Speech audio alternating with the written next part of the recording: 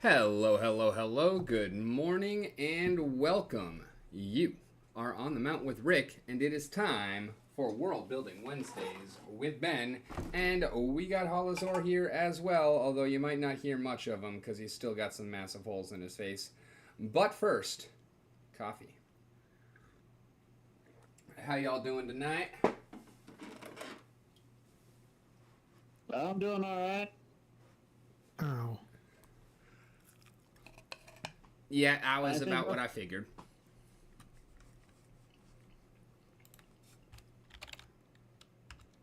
Alrighty, and speaking of daily rewards, let's check what we got today. Okay, 8 chests, 10 alchemy, 4.9 SPS, 4 copies of Pyrewatch Devil, 6 Gobson Bomber, 51 merits, 0.746 SPS, 11 legendaries, and 1.045. So all told, just over 6 SPS, 4 copies of a rare, 6 copies of a common, 21 lotions, and some merits. Not terrible, nothing to write home about either. Oh, 6 points. Let me not forget to take the screenshot for the Twitters. Oh, sorry, for X. So, hey Rick, Yeah. do you want these four races things for Galil? Sure. What are they? Uh, so Zaki is metal skinned, barbed, tall goblins.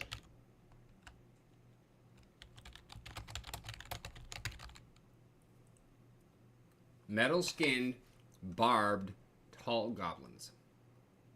Think like make a goblin about the size of an elf. So they're medium-sized creatures in D&D terms, at least. But their skin is metallic, and they have these sharp metal spines on them. And they also have claws.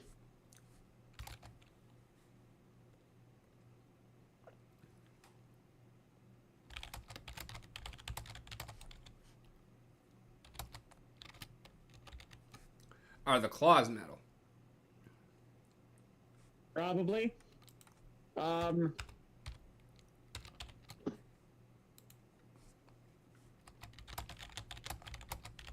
So here's their stat block. +4 natural AC, immune to acid, immune to rust.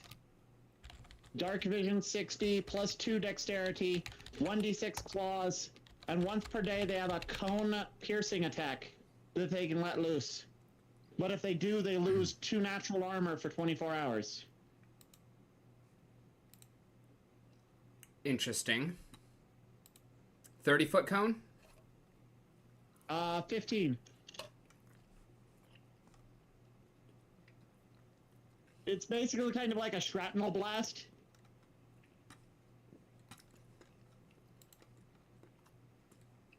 Where they rupture some of their armor, their metal skin off. Yeah, I kind of figured they were just shooting their spikes, kind of manticore.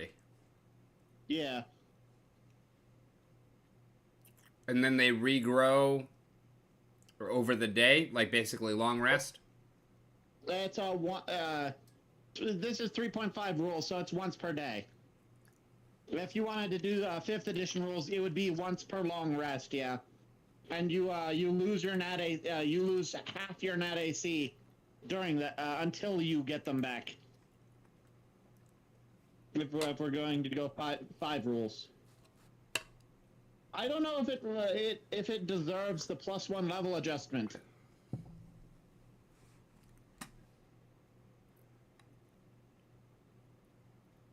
I mean, no class deserves a +1 level adjustment, but or no race. So what I did was I I basically had a thing online, just roll some random races. Some random, like, race traits to make a fantasy races with. And, one of them was basically word for word the Bladeling from the Monster Manual 2. Well, you should link me this So, tool.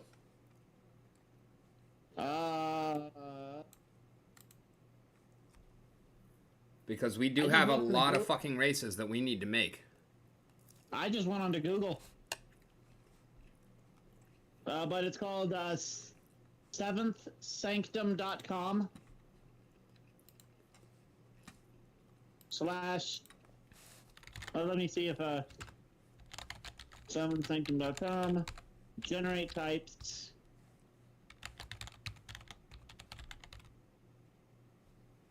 /generate /types?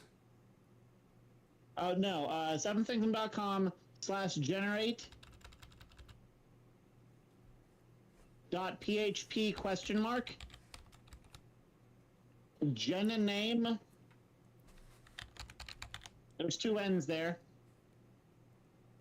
GNNAME Got it. equals fantasy race.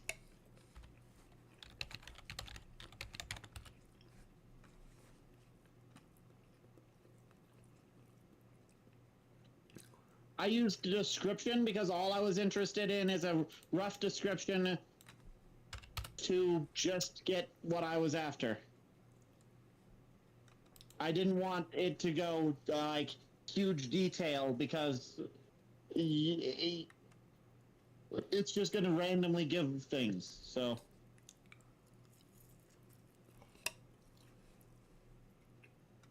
I don't know how useful this is going to be, but it's useful enough for the 4 I wanted.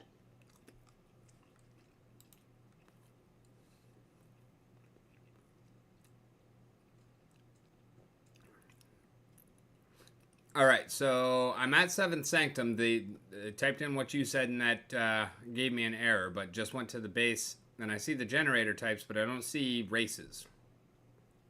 Yeah, I don't see it in the thing either.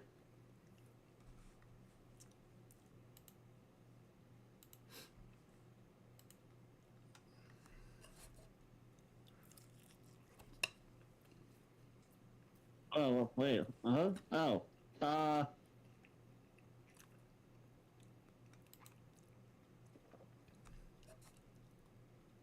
Okay, it's in one of these generator types.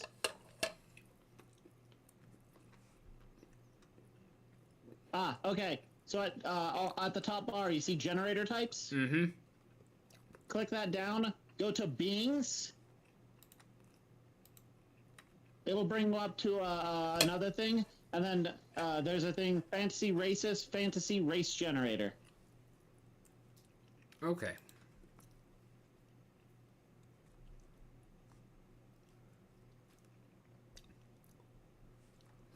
All right, yeah, we're definitely saving this tool.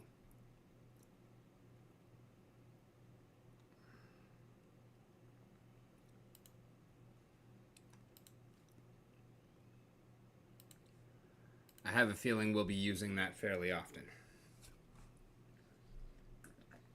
I think there are probably better options. Yeah, quite possibly. But it works well enough for the one or for the like handful that I wanted to do. So you want to hear what the other ones that spat out at me are? Sure. Elf-like humanoids with with large mouths and horns. Okay. 4-armed dwarf-like people. Okay. Cockatrice people. What was that third one? Cockatrice people. Okay. Those were the other 3 it shot at me. And so now I have to try and build races with these somewhat descriptions in D&D. I have to.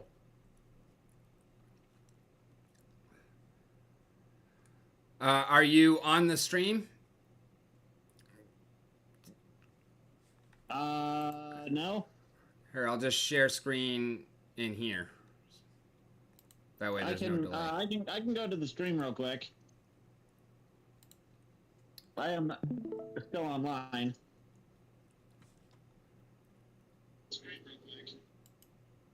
All right, I'm on the stream. What's up? I just wanted to show you some of the work that I've been doing on our Saurians. Okay.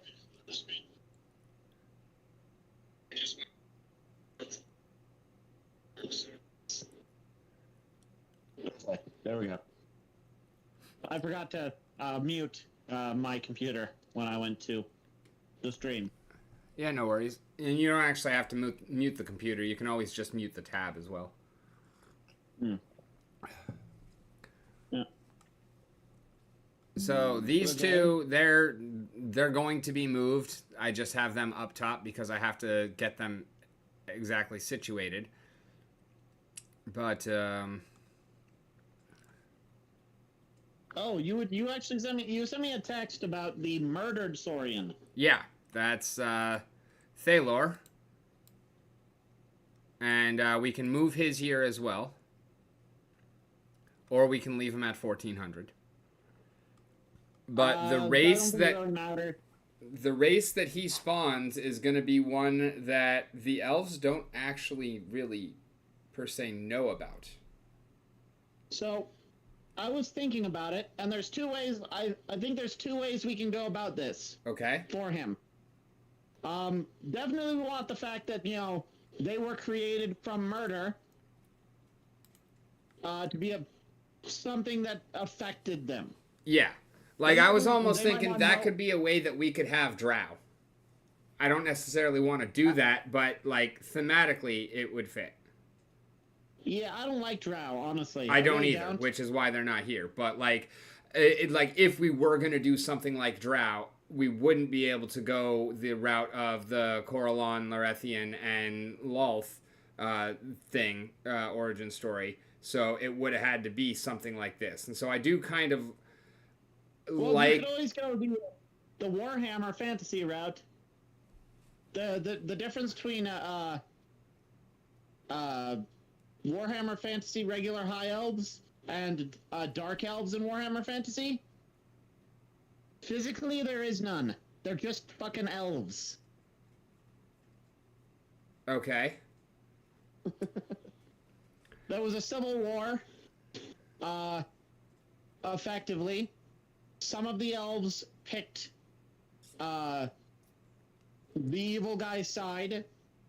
They had to flee the main island. They found effectively America because the world map of Warhammer is just the Earth plus Atlantis. Okay. I don't think I actually knew that. Yeah, the Dark Elves live in America. In Warhammer. They settled in America. They now live there. They raid and pick up slaves from places to do work for them.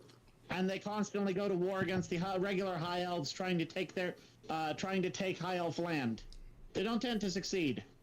But they keep trying. But there's basically no difference between the two, physically. It's just like where they live and what sort of armor they wear and what they believe in. So if you want to do Dark Elves, you could do something that route where you have a splinter faction of elves who just ups and leaves. I mean, honestly, part of the reason why I didn't really care for Drow is because, I mean, we're already very elf-focused. And I just, like, they already have their, divisions and everything like that. Well, elves have always been a big part of any fantasy setting. Yeah, but I feel like we've already got enough elf drama that adding in dark elves, I like how they operate. I don't necessarily want it because it's also such a overused trope. It feels like so. And like if you need that type of drama, it's easy enough. I mean, humans are not necessarily on the same page all the time. It's not necessarily agreed that dwarves, elves would be on the same page as well. So you can have, like, two different elf groups that just don't like each other if you need that type of tension. Yeah, really, what Politics I'm is looking politics. for is more the part of Drow that I want to capture is more the Underdark and the. Honestly, I kind of like the matriarchy and the backstabbing and the houses. Like that's the essence of the Drow that I like. I don't give a shit about them being elves. Yeah. I kind of like them better not being elves. I kind of like them better being their own specific race. And it makes sense for them to come from the murder, although they don't have to. Like, we have plenty of other options. My thought for the one that was murdered, we can go. It's definitely going to affect what they, how they are, and they might not even know that it's that is the case. I mean, I don't think most of them know that they come from Saurians. I think actually, like, that was kind of where I was leaning at first, but it's kind of obvious within a relatively short amount of time, especially seeing as, like, we had the party, which is where 8 out of the first 13 Saurians kind of made their transformation. And so I feel like it actually is kind of known. I actually feel like when the breaking happened... Go ahead. How about this? It was known. It might not be known anymore because of how much time has passed. Even for the longer-lived races. Yeah. You might be able to find evidence of it somewhere, but, like, evidence in the form of, like, myth and legend that's been distorted over years. Yeah. That's kind of where I'm at as well. But I'm thinking, like, when the process of guardianship happened, when Six did his part in creating the humanoids, I want to say that, like, rather than just boom 13 Saurians at once appeared, I want to put them, like, 5 minutes apart. Like, they're still all together, but there is a distinct, like, gap in between them. And so when Allegheny disappeared, then the elves started showing up, and there were 13 original elves. Like, there's always 13 of each of the races, or not necessarily always, but usually 13 of each of the races that are created, and I want to have them a couple of minutes apart as well, so that there's always the possibility that, like, say merfolk get created in the first one, just fucking swims off and is gone by the time the second one arrives, and so they think they're the first one. Like, I kind of like having that with everything, but also because of that, you would therefore, when the first elves started showing up, you would have a bunch of other Saurians hanging around, able to explain what's going on, or at least their understanding of what's going on, and then the gnomes show up, and then the halflings, and so you've got some elves talking to the gnomes, some Saurians talking, and so they all kind of, like, there is that basis of understanding, even if it's not complete. Right. Okay. So for the murdered ones, we can have it affect them either negatively or positively. And my thought for the positively one was also taking some inspiration from the Warhammer Fantasy. At least one little bit of it that I really liked. Okay. So the dwarves in Warhammer Fantasy have this thing called the Book of Grudges. Okay. Sounds like my kind of book. Which is a book of every single thing that has ever been slighted by the dwarven people. From this army came by and butchered our people, to this guy shorted us 2 pennies on our delivery.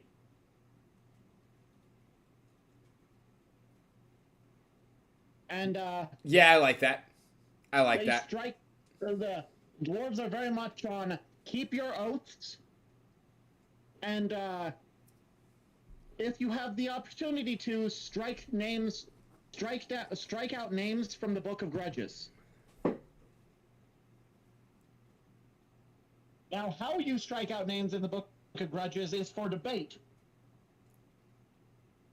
That shorted 2 pennies, that was an in-lore thing that happened.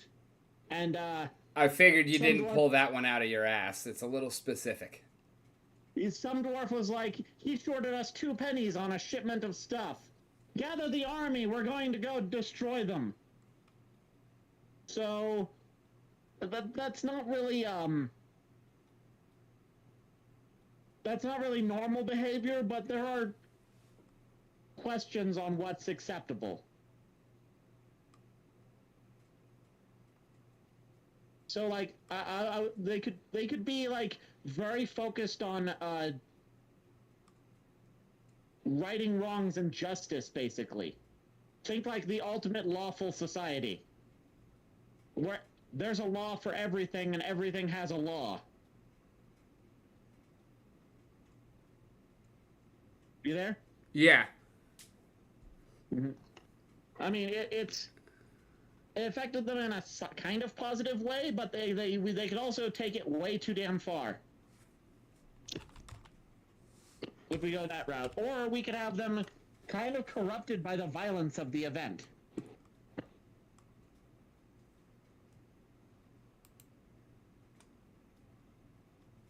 Which one do you think is going to be better? I like the Book of Grudges for the dwarves, and would just kind of leave that with the dwarves.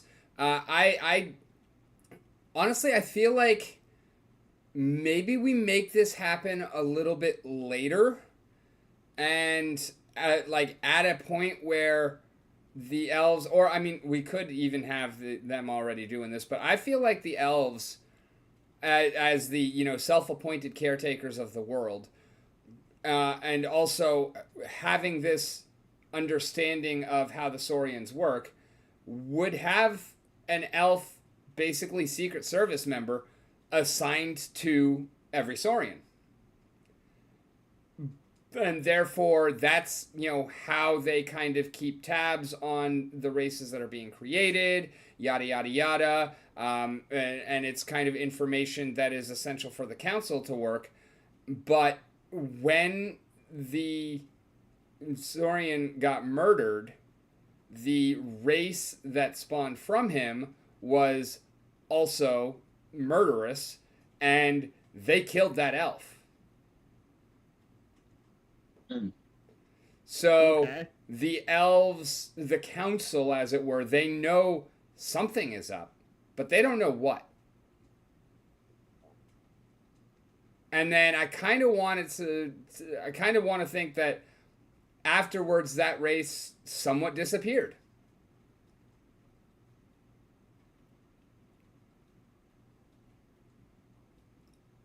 So they're still around. It's not like they're gone, but they're shadows, figments of the imagination.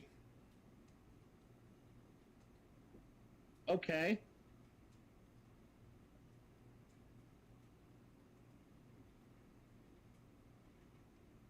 So they're sort of insubstantial. I don't even necessarily mean physically. I mean, they can be or they cannot be. But I mean, like, they're off the radar. Like, they're not considered in worldly affairs. They don't take part in worldly affairs. And there may be certain people who know certain things about them, but they're largely unknown.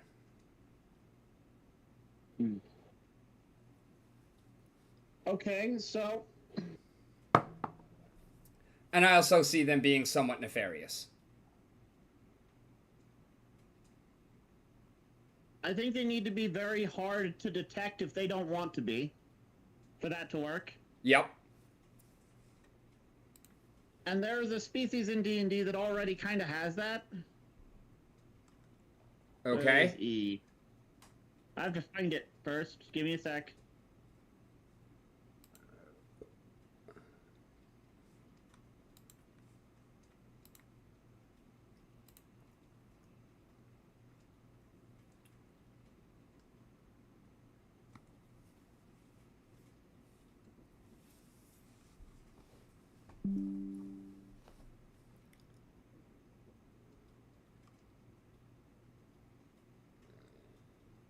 Well, there's a couple of creatures that have the ability that I'm thinking of. The ability is called Ethereal Jaunt.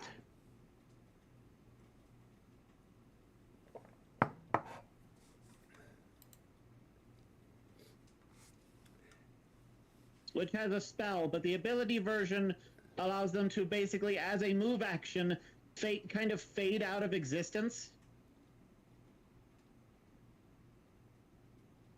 They fade into the ethereal, into the ethereal plane, and when you're in the ethereal plane, you're undetectable by things that aren't on the ethereal plane. Yeah, for the most part, at least. I like it. I was kind of thinking among the lines of like ethereal assassins and whatnot myself. Yeah, it might not actually be, ethereal John. They might not be on the ethereal plane, but sort of like that. They're in existence, but they have an ability that allows them to kind of step out of existence, just outside, so that you can't detect them. Sort of like stepping into the space between spaces. Could we do the negative plane?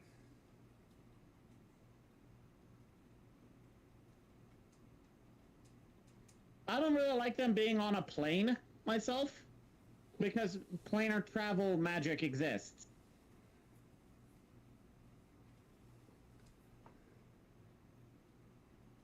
I kind of like them having the ability to just kind of step into not necessarily a plane, but a space between them.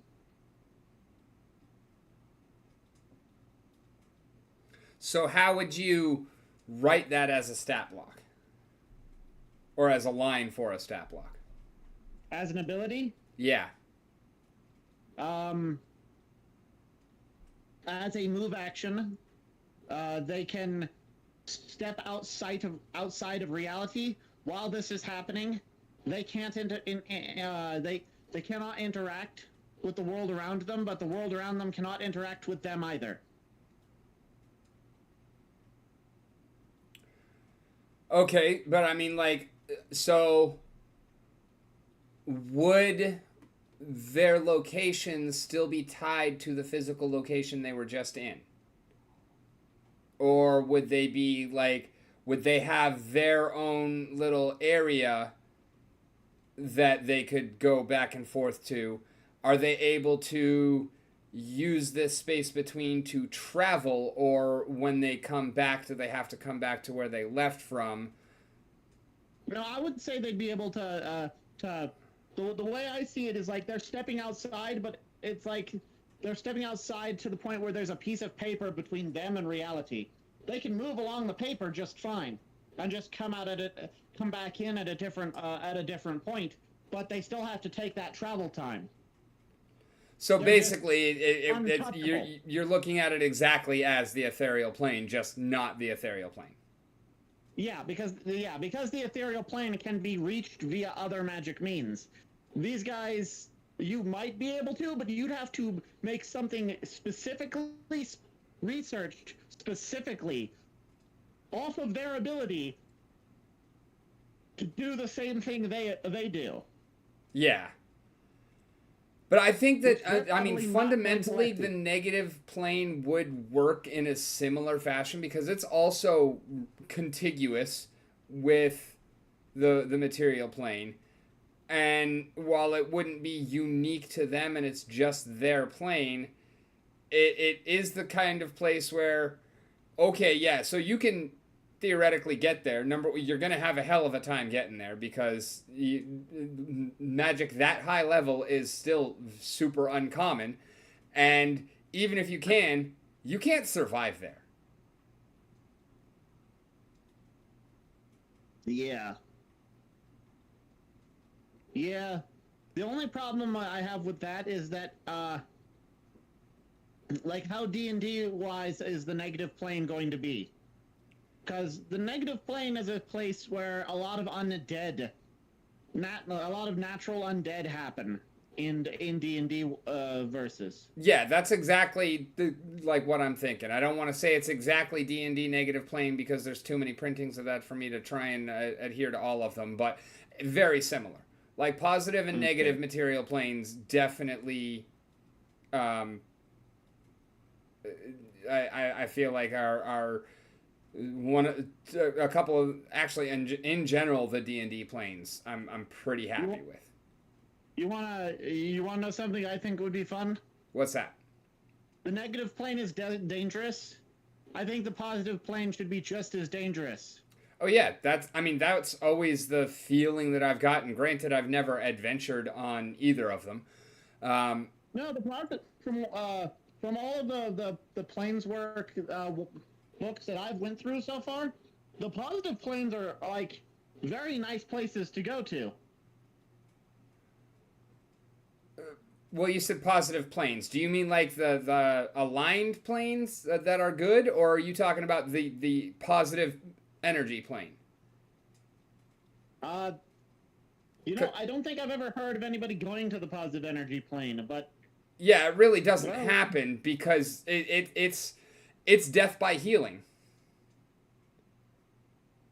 Like it is just as dangerous as the negative energy plane. It's just positive energy plane. There it is, positive energy plane. I have actually a guide to planes book that gives me a very brief view of what the D&D positive energy plane is like.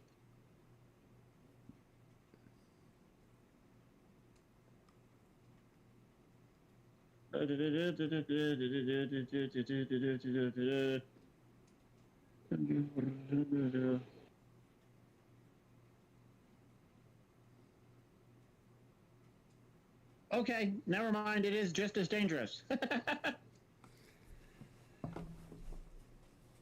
So, every round, travelers in it gain a 2d6 hit points.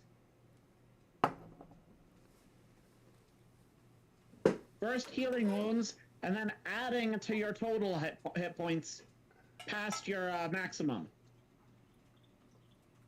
If the total reaches twice the traveler's original, he bursts into flames as the overabundance destroys him from within. Death by healing. Which, I mean, honestly, whoever came up with that was like, that's fucking, that was some A1 fucking top tier level shit right there. Like, that was beautiful.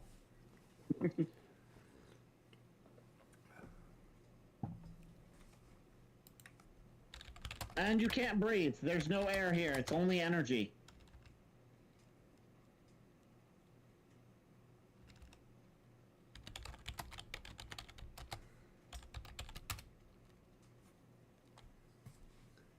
Okay, so never mind. The positive energy plane is dangerous. I've never heard of anything about the positive energy plane being dangerous. I knew the negative energy plane was. Yeah, they're opposite sides of the same fucking coin. Either way, you did. Well, you'd be able to survive for as long as you can hold your breath in the positive energy plane, and as long as you'd be able to survive for a little while, probably longer than the negative energy one. Yeah. Yeah, I mean, there is that. And, I mean, there would be beings that can, but... Well, in this, there's really only one species that lives there. I think that is something that we might have to expand on then, because just like the negative energy plane is like home to undead and, spontaneously spawns undead, I like all of that. There should absolutely be a way to, or like a flip side of that as well for the positive material plane. Well, here's the thing about the negative energy plane. All of the undead that show up on the negative energy plane are unsubstantial undead. They don't have physical forms. They're specters, shadows. Any others that are there are ones that traveled there on purpose, like liches. Yeah. And so, like, it makes sense. Well, it makes sense that the immaterial undead live there, and we are not elementals, yet we're totally elementals creature lives there.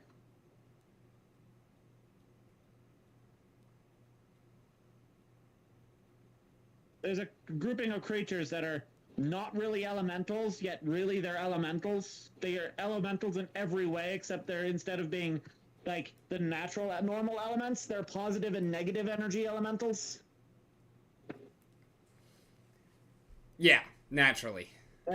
And positive energy elementals are the only thing that live on the positive energy plane.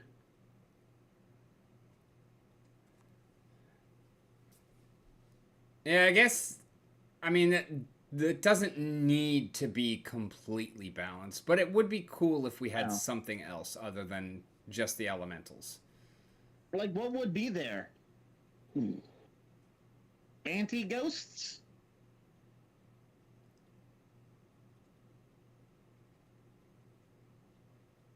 Geist Polters. Fucking Saint Traft. We'll put Saint Traft there. Yeah, I'm not entirely certain what would count as being, you know, something that could live on the positive energy plane. Yeah, I'm drawing blanks myself, so we'll just file that one under maybe later. At least the fake elemental creatures make sense being there. Fake elemental. Really?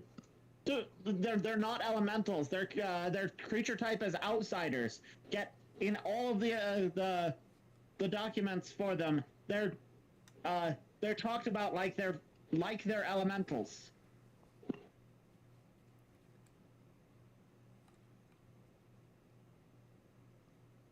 But they don't have the elemental type, which is bull. Probably just so druids can't summon them.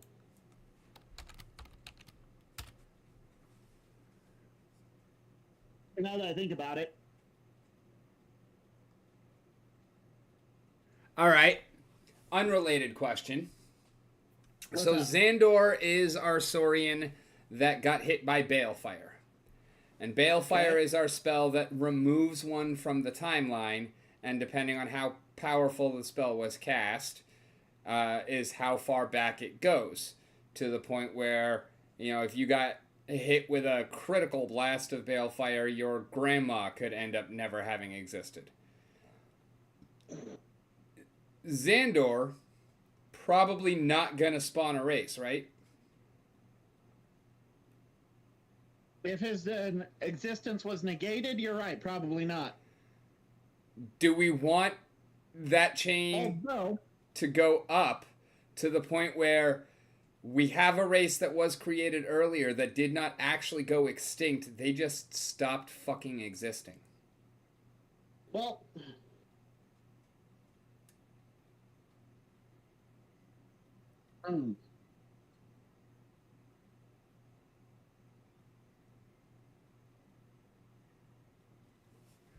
By the way, Holozor, I don't know if you are keeping an eye on SPL TV chat right now, but Jim just hopped in out of nowhere and said Nightmare Packs are currently over $3. So if you are looking to move some shit, now might be the time to relinquish some of those.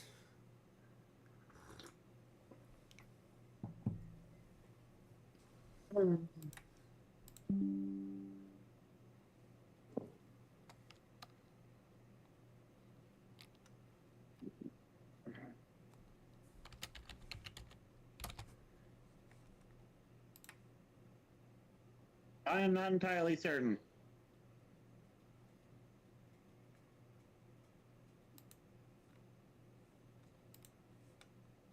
I mean, it's possible that that could be a factor. Hey Jim, what's good? What's good? Welcome, welcome. Thank you for joining us.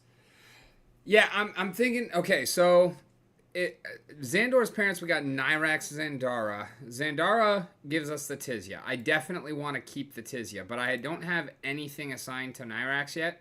So we could absolutely have something appear from him, and then just poof, gone.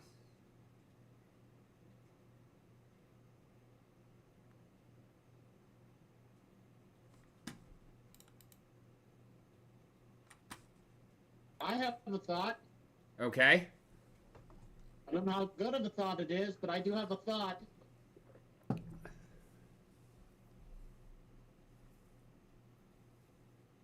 Now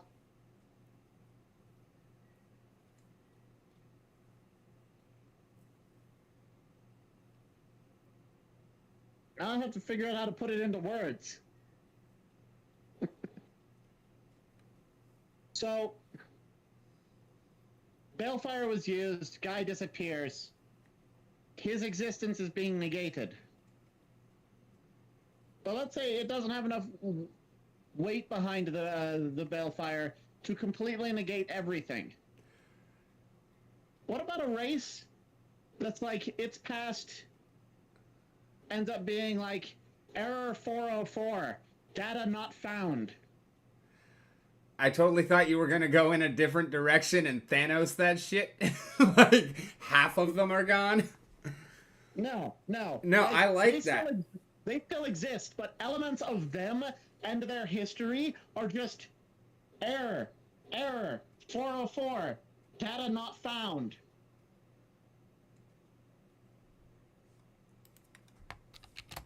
They might even come off as kind of like Lovecraftian abominations, because people wouldn't really know what the hell they're looking at.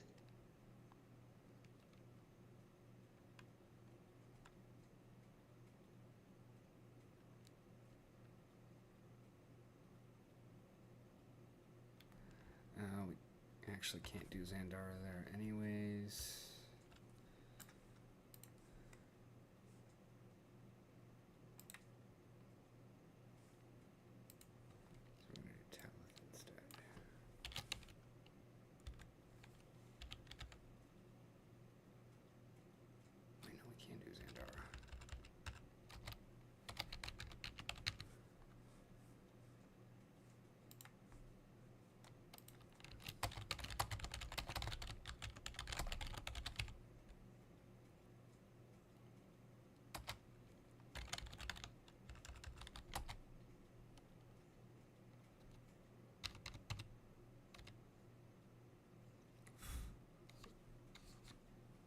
So how would that look, though? I mean, because we would also be talking about they would have existed for almost 100 years. Because the Tizia created in 1029. Okay. And then the Balefire happened in 1111. So after 1111, like after the Balefire happened, they would be regaining memories and rebuilding. Right? I mean, I wouldn't think that it would... It goes backwards, not forward. All right.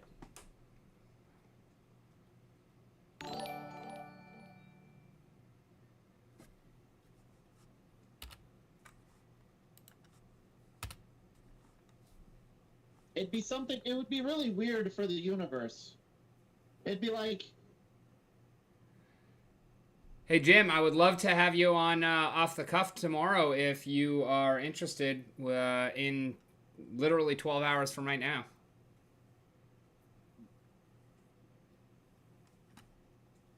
And thank you.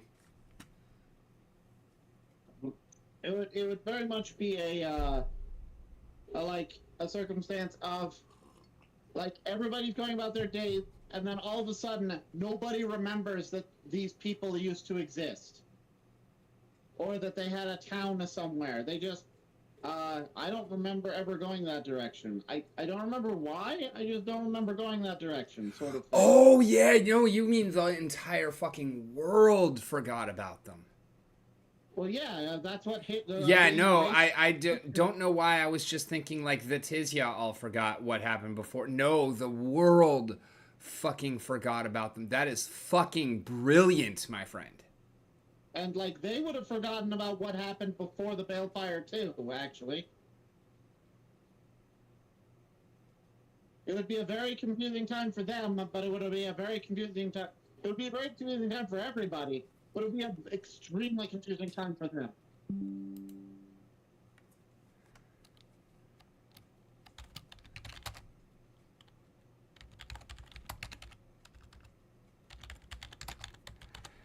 Now, how powerful do we want to make this? Like, does it actually affect the physical world at all? Did the cities that were built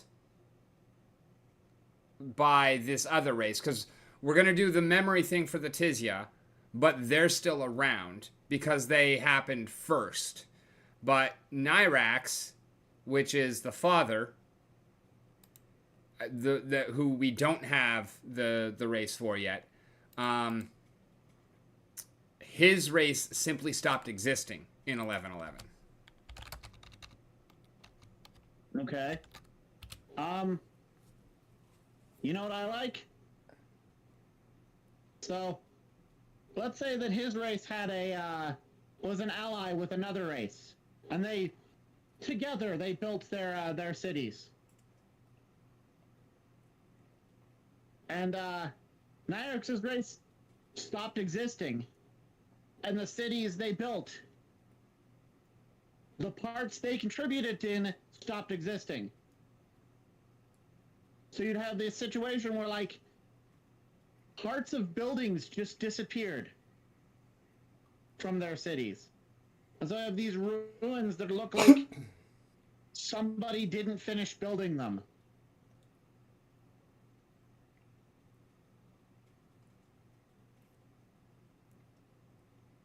Yeah, that's fucking deep.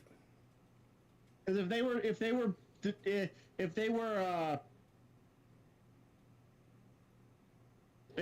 erased from existence, then, like, it would have to travel backwards to erase the rest of that stuff from existence.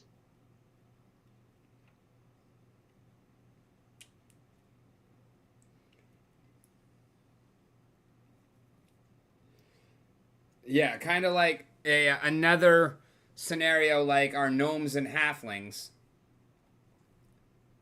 How, the two societies really came together, and they're distinct societies, but they're very much reliant upon and built with the assistance of each other. Yeah. And then all of a sudden, one of them just not only isn't there, but never was. Mm-hmm.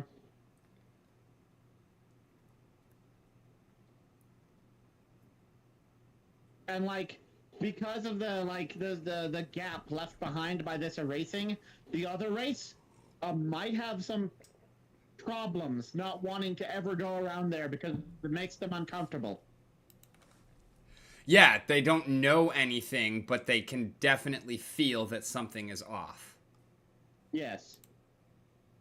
So, like, the ruins of those cities are abandoned, not because people don't want to live there, but because the people who built it just are uncomfortable around there because they know something should be there and they don't know why they know something should be there.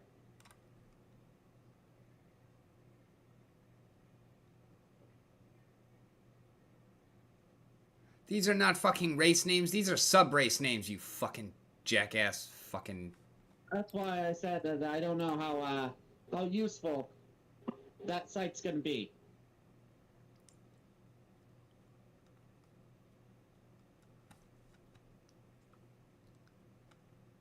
I mean, I can see a couple of things that help, but as far as generators go, but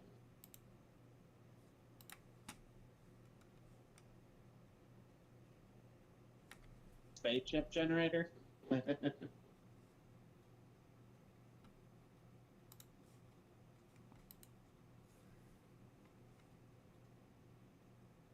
Types. Characters.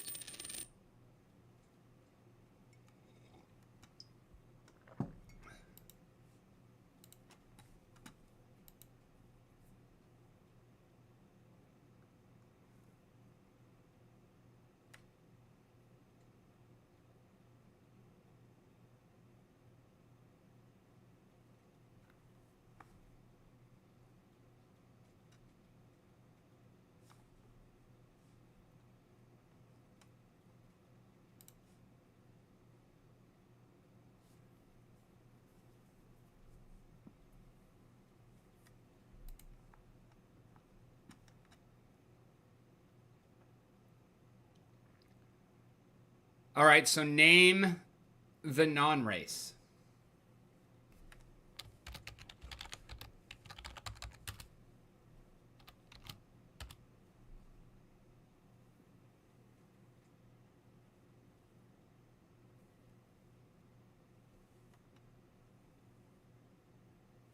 Um.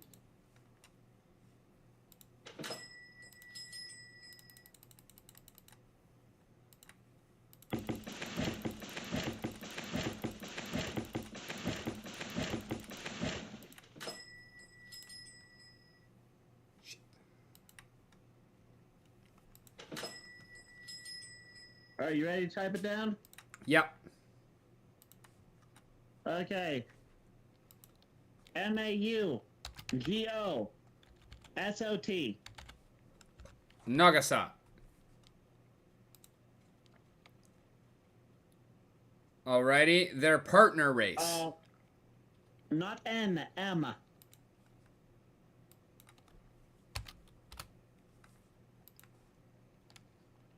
All right. Don't know how much it matters, but I mean, it's your name, so it matters a lot. it was from one of the random generators. It matters very little. So are most of the Saurians' names. It's all good.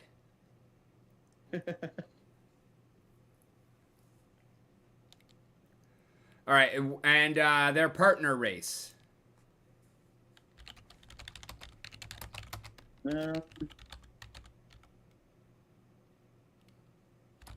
Okay, I like this one out of this list. Are you ready? Yep. SONETR.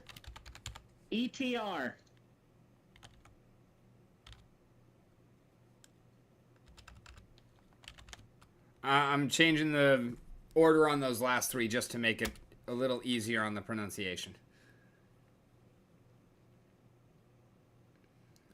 Okay.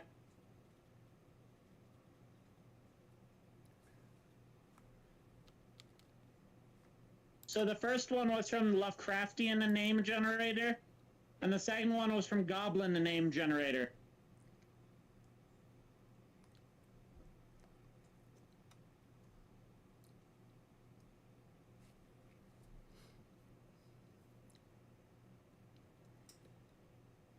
Did I spell Eric Cochran right? It's such a weird fucking word. I'm never sure. I know it's AA. But once we get past the C, I'm not certain.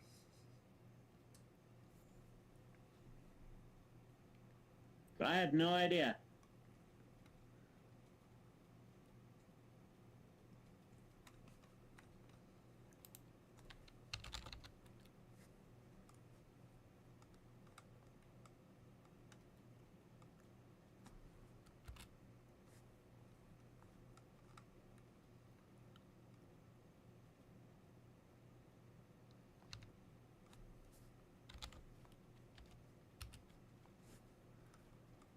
This one I did a 1099.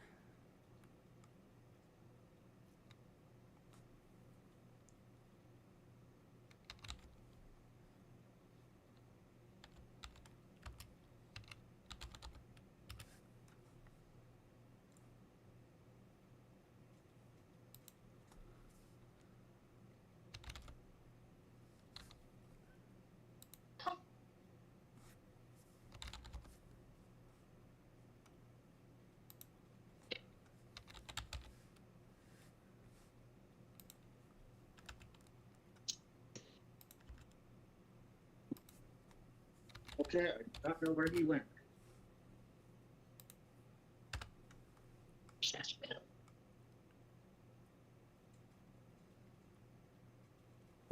How old do you want the Hangi Yokai to be?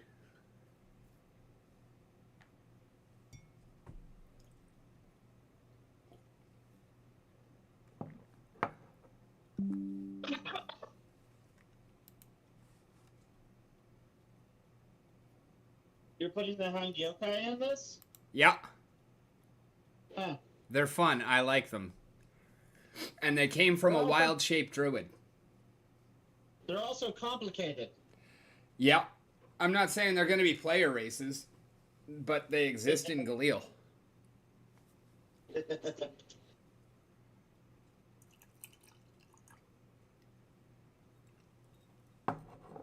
Also, like, how many fucking races are we going to have? Because it's 350,000 fucking years. I think we need a lot more extinct races. Yeah, probably. Like, a lot. We probably need enough extinct races. We really shouldn't be making them all.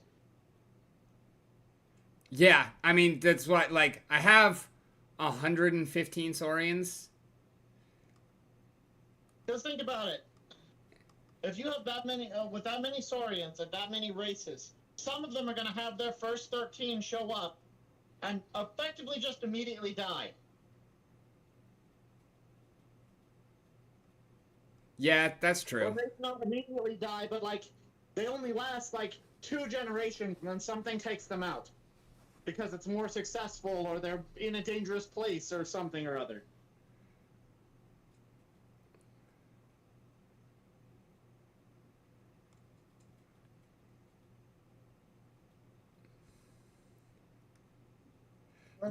In that case, should we abandon the idea of the elf bodyguard trying to keep accurate on whatnot?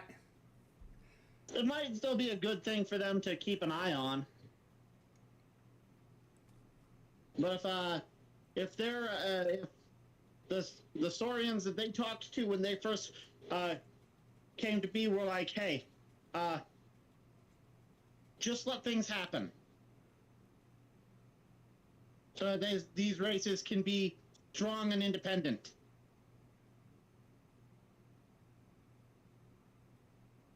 Then they might just let things happen. Have a bodyguard, or have a. I wouldn't say it would be less of a bodyguard and more along the lines of a spy.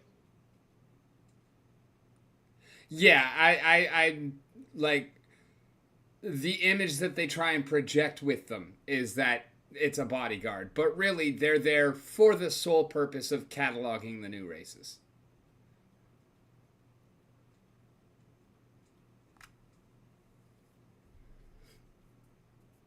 Yeah. And so, like, new race happens, elf writes it down, then maybe later they send another set of elves to go there, like, since elves are long-lived, let's say, let's give them 200 years. In 200 years, they send a delegation out there. The delegation finds nothing except a ruined village, and they're like, well, these ones didn't make it. Okay, who's the next one on our list we're supposed to go visit? Sort of thing.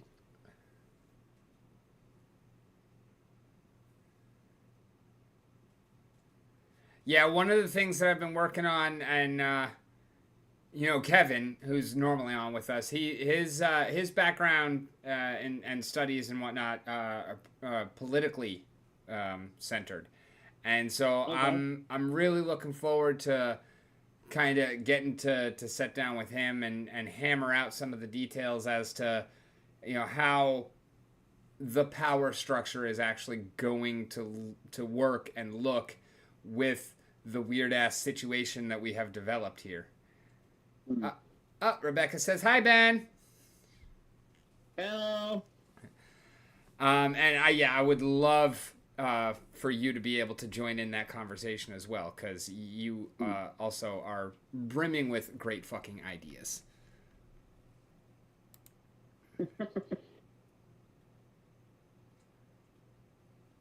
All right, so we got a set of quadruplets that Okay. happened with the Saurians, and one of them is going to have made the Dactyli, one of them is going to have made the Naga. What do you want to spawn from the other two? What are the Dactyli? Desert, kind of almost like a pteranodon human. Okay.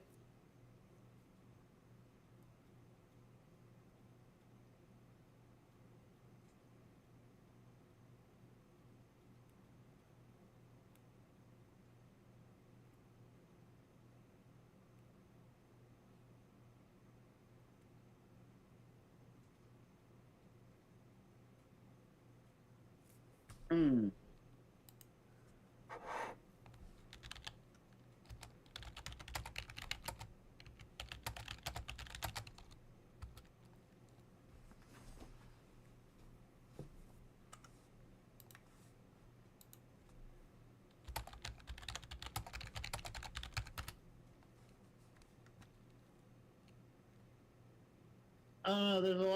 There's a lot of things I suppose they could create, but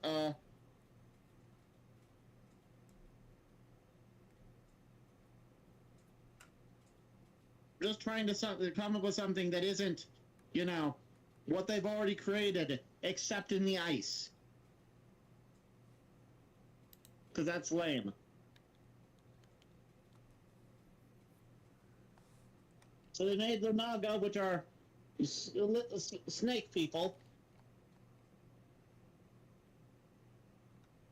And they made pterodactyl people, both of which are sort of reptilian.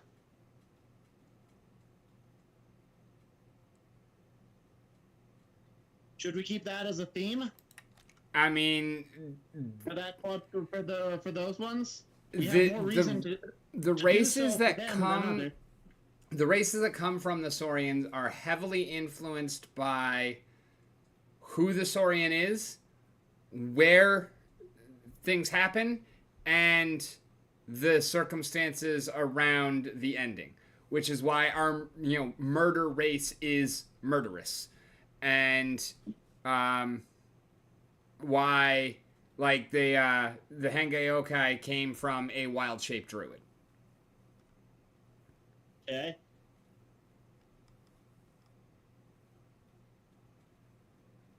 So it like the fact that they're quadruplets doesn't really necessarily have much bearing on the races that spawn, but it could. So we could definitely have and actually I don't think we have lizard folk anywhere yet. So we could do something like lizard folk and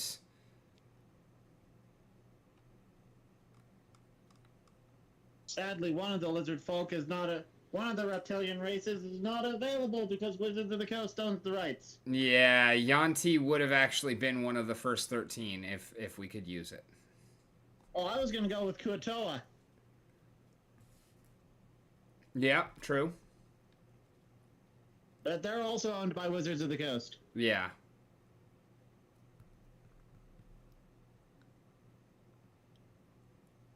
What about the Swagan?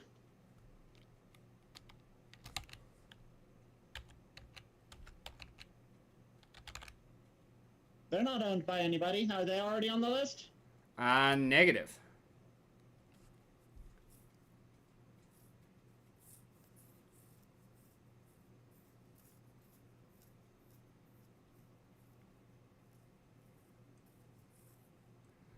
Speaking of reptilian people, what does Ben think of the latest alien UFO hearing?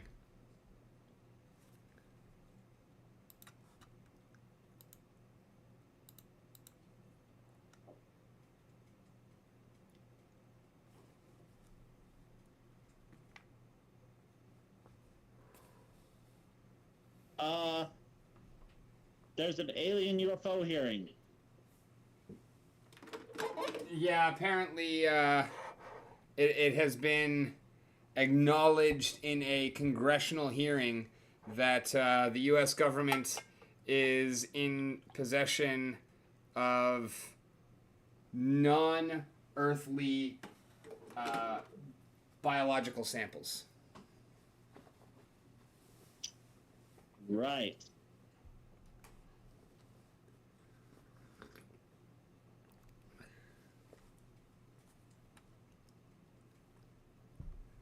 That sounded like disbelief.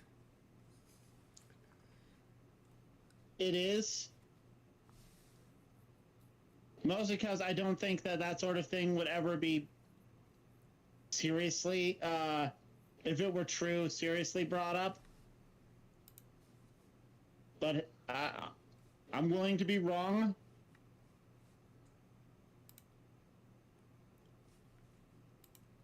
I mean, I haven't seen this congressional hearing or anything, but I did watch the one that happened a couple of years ago, where they were acknowledging and kind of showing a bunch of UAP footage and shit like that, and testimony from highly decorated military pilots and shit like that are talking about things that no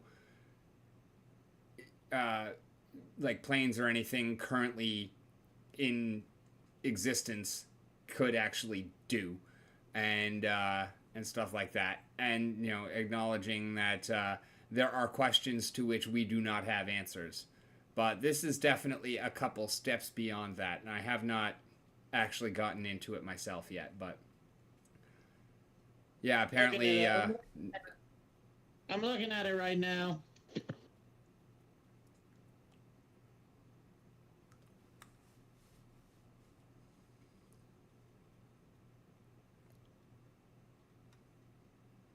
Okay.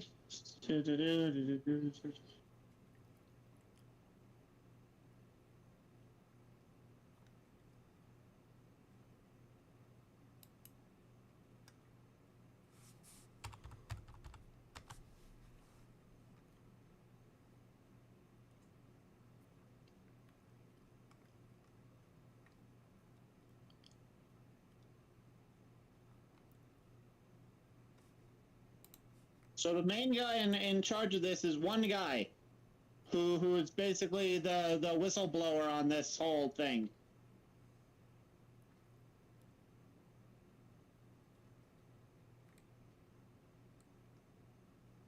He's got testimony from some other people, but he's the one that actually basically is in charge of it.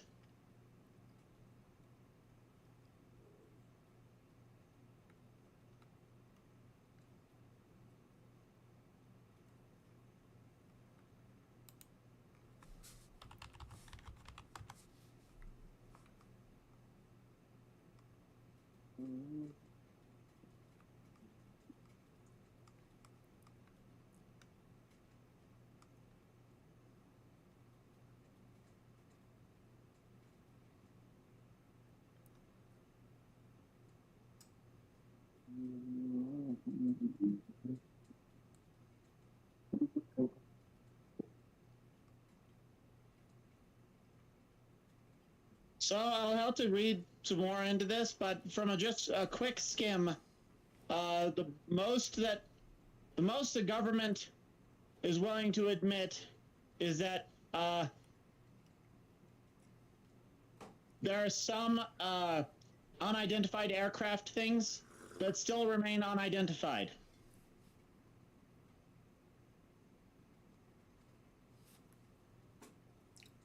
And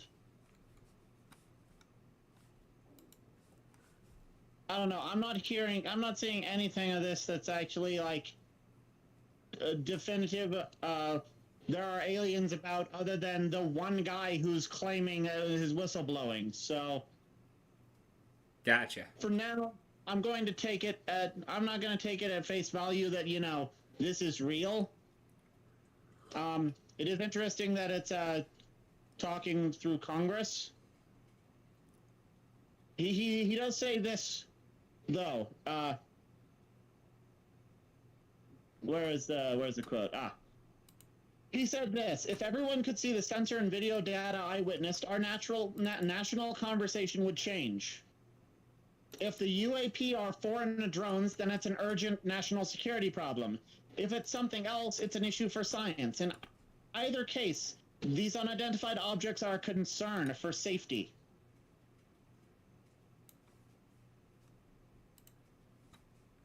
Yeah, I'd say that's not unreasonable. It's not. Regardless of what they are, they need to be figured out. That's understandable. I will say the picture below that does not do him justice. His eyes are all wide, and he looks kind of like a crazy person. Is he going like this? What?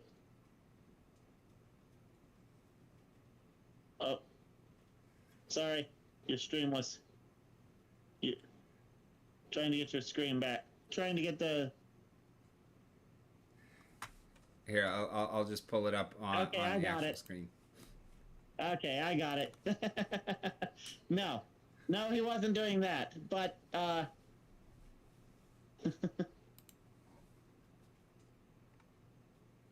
yeah. Anyways, doesn't look like anything's really coming up with that, but it'll be interesting to take a look.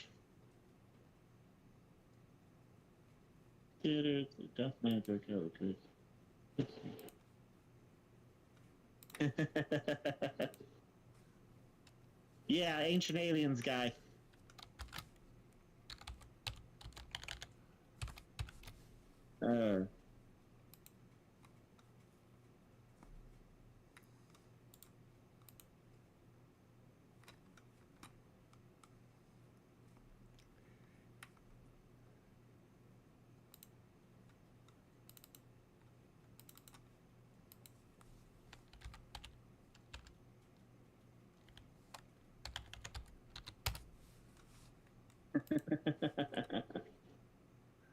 Yeah, I just posted it a couple days ago with the Dr. Evil air quotes. Now I'm going to do it with that one as well because it's fun.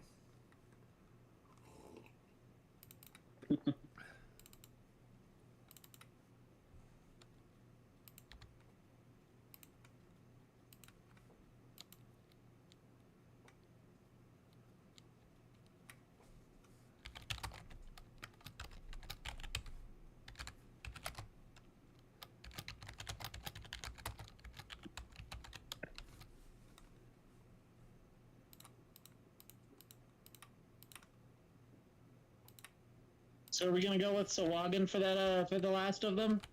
Yeah, I think so. I think that fits nicely. They're all reptilian in nature, sort of.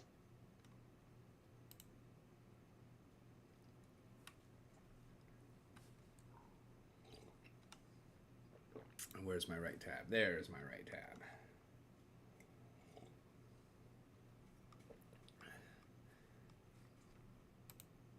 All right, so we got Dactyli, Sawagan, Naga, and then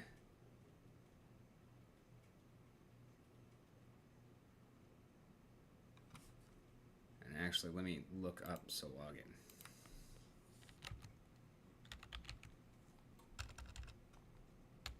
Hey.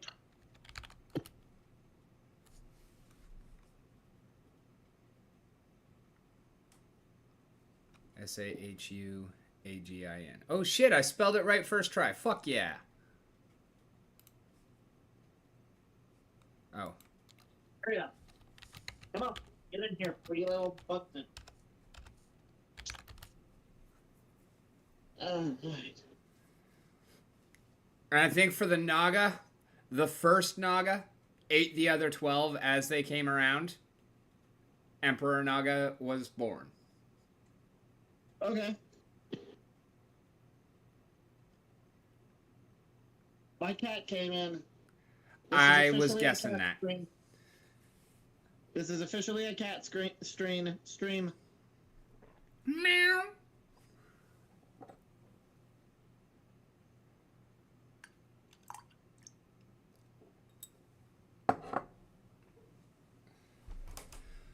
currently in my lap. Oh, Steve, if you're still not up to speaking much, feel free to just type in the chat if you hear me. But am I covering you for SPL TV in a few hours? Or is someone else, or are you just taking it off again?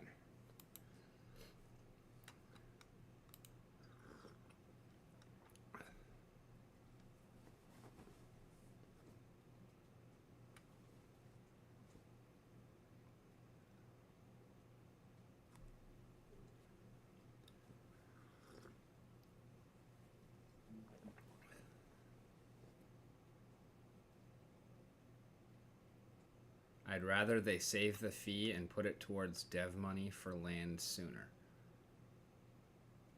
Is that in response to the proposals? Let's be lazy.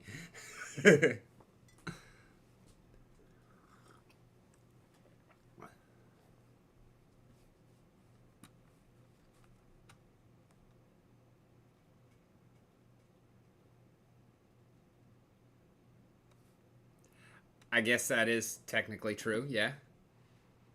Self-sacrifice for the greater good.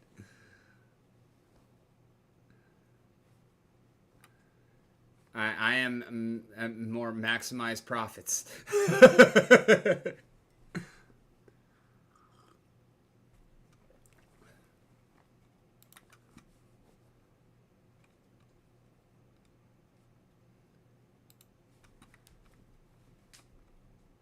Alrighty, fantastic. So let's see. What other good, and I don't mean that in alignment terms, but it actually could be. So I have a question for you. What's that? Where do regular ass dragons come from? Say again? Off the wheel. Where do regular ass dragons come from on Galil? Because obviously they're not children of the guardian dragons. Because, the guardian dragons wouldn't have been able to leave any behind. That is a good question that does not have an answer yet. If you feel like tackling it, be my guest. Okay.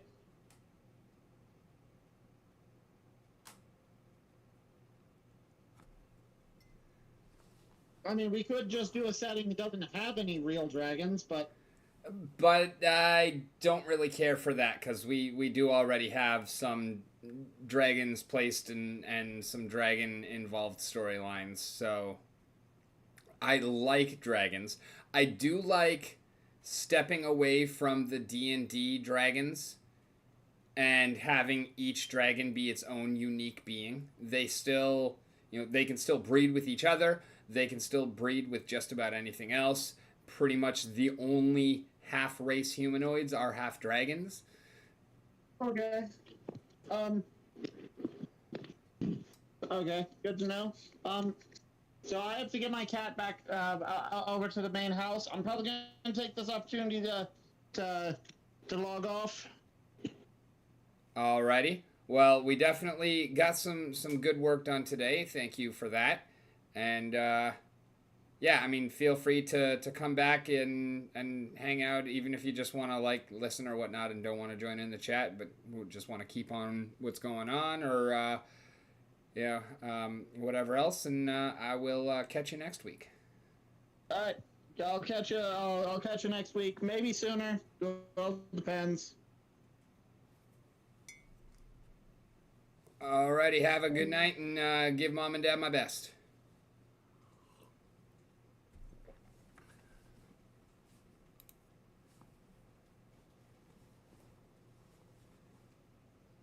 They get shat out by halflings who are marketing geniuses.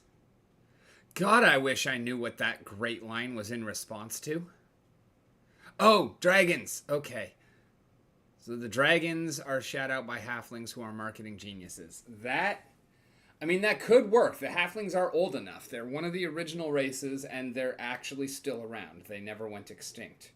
So, and they've actually been a pretty formidable race from the get-go. I mean, it took them a little while to really get settled and find their home, but even the desertification of Camadora didn't really fuck with them. It actually kind of put them in a better position on the world stage.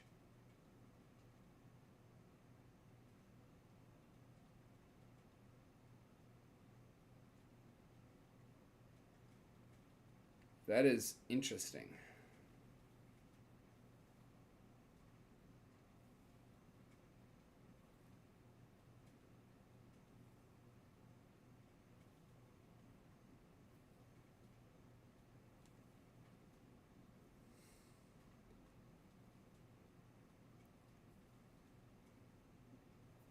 He left me so early.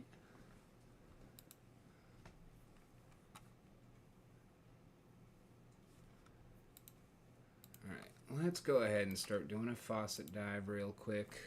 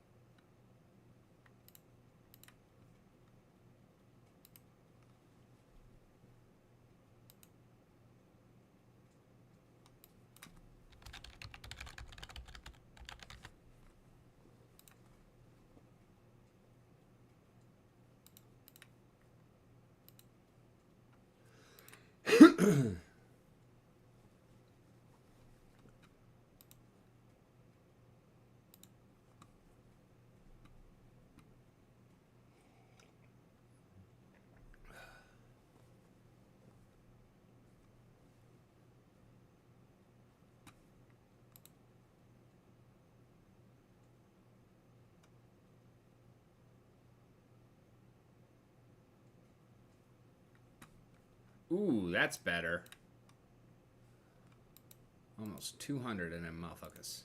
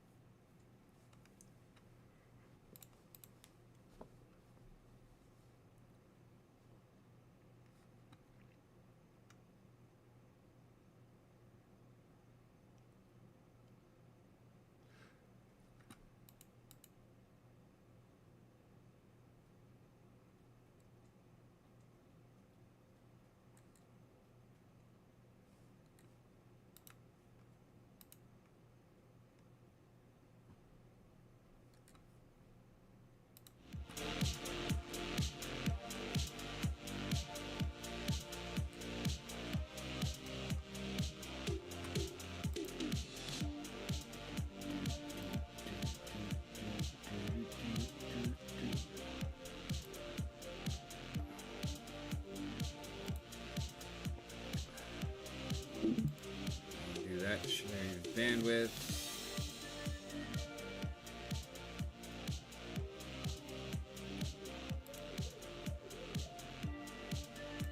Tools, claim rewards, claim all.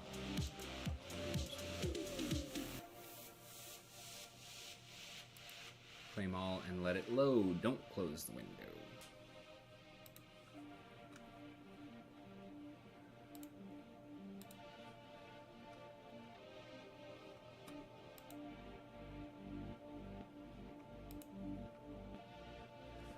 Do you have the link to your Waxdow farm? Either custodial or non-custodial, don't really care.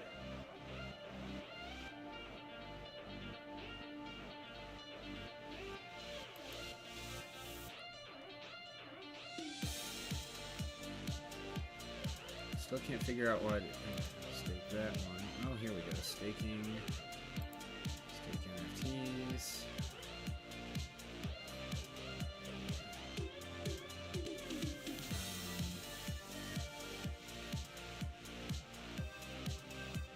So the official was made on your AME4M.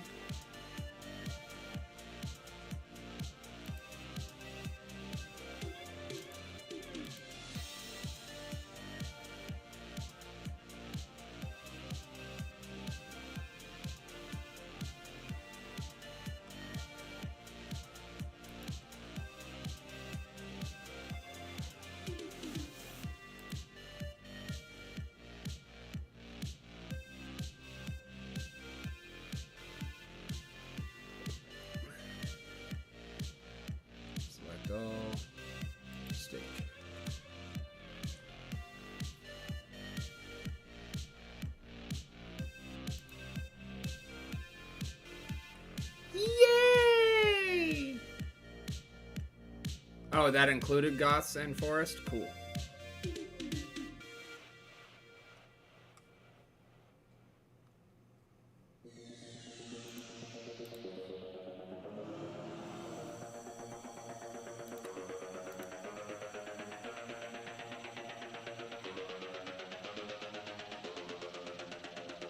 Alright, there we go. Actually, let's do this so that we can add the line to the wallet.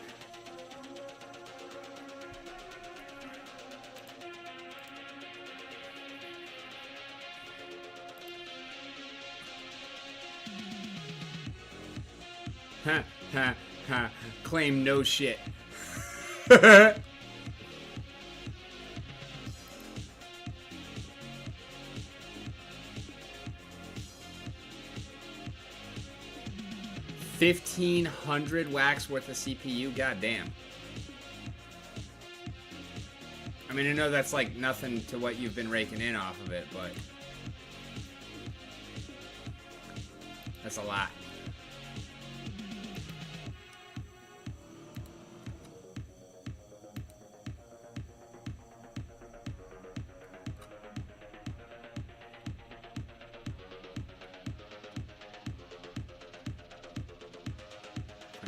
Zero. Okay, that's no bueno.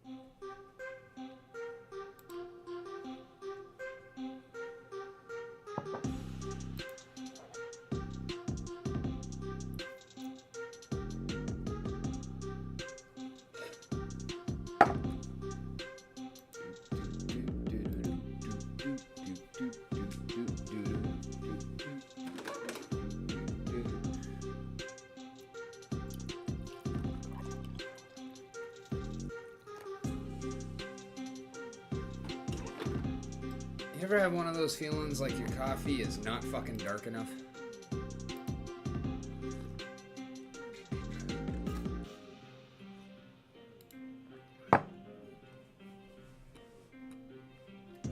Not a problem you contend with. Yes, I know.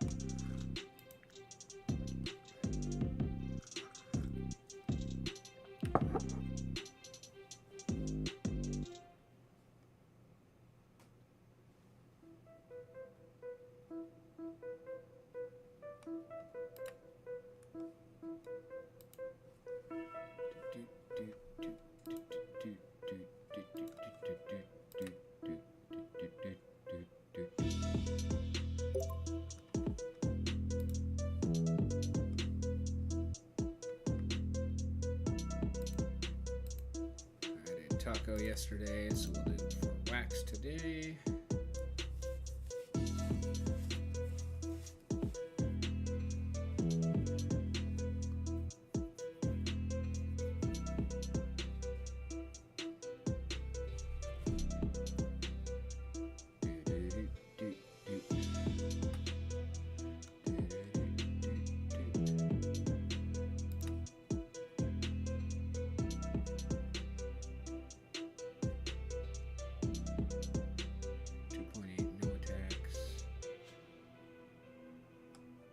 Obviously, I'm not going to hit Boba Fett with no attacks.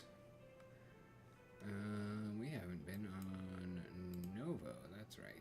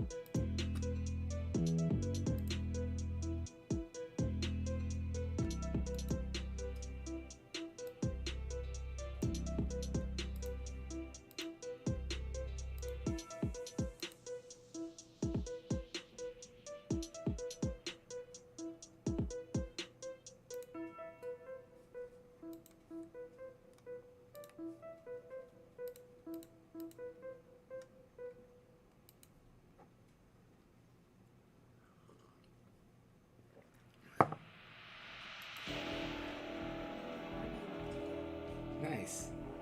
This is more comfortable and it looks brighter. And obviously I still have all the accents. This is just a prototype. Looks good? Yeah. And it's comfy too. Good. Can I see you? No. Oh, no. Do you want them to see me? If you... Okay. I was actually just like, I wasn't sure whether or not the camera actually hits the door, but not in the small version at least. Love you. Alright, so I guess I need to buy some energy.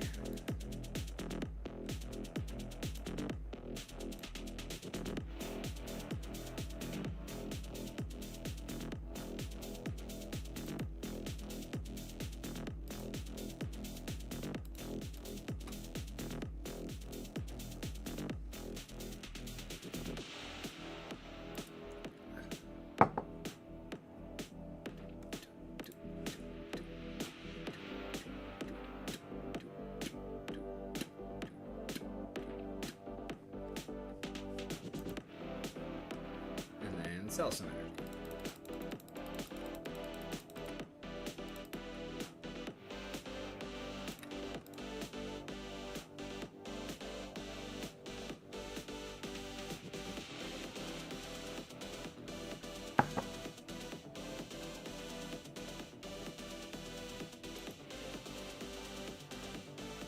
Let's do 162.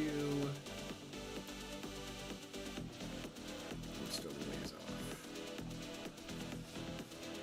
Okay, we can kill that.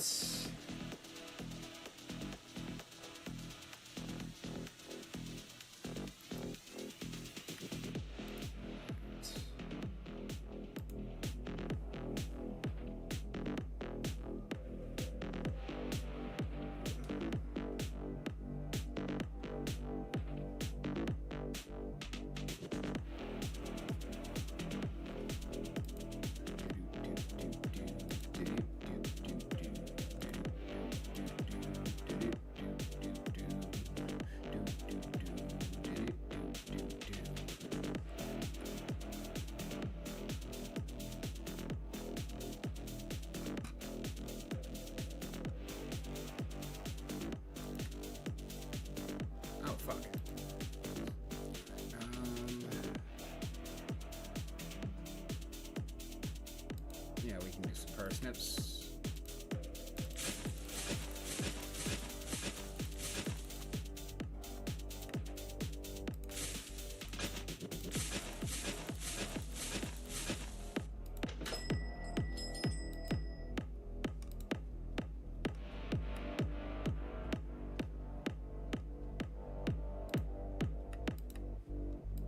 And some radishes, sure.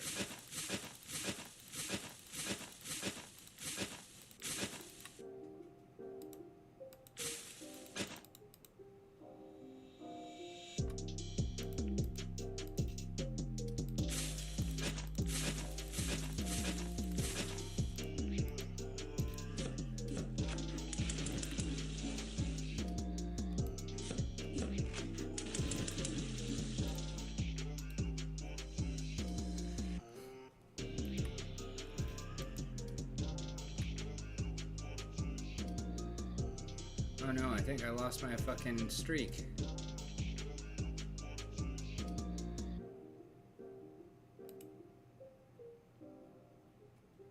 Well, shitballs.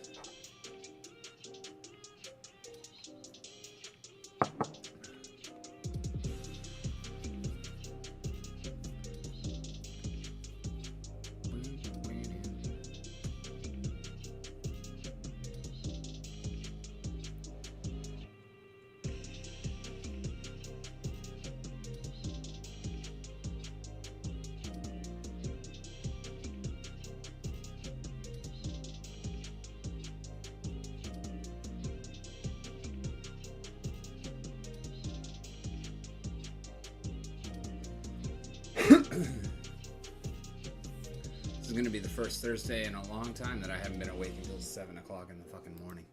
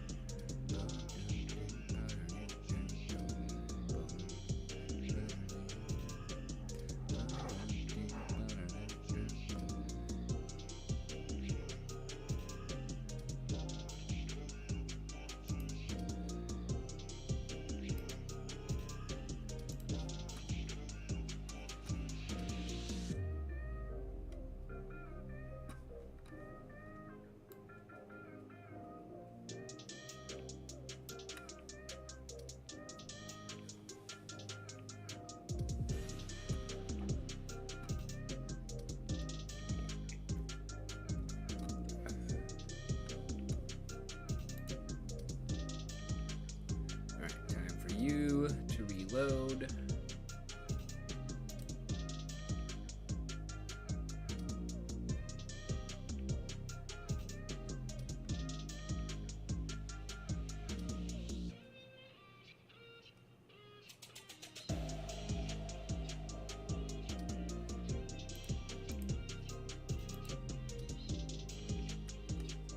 No, I'm not fucking paying again. Give me my shit that I already fucking paid for. Thank you. No.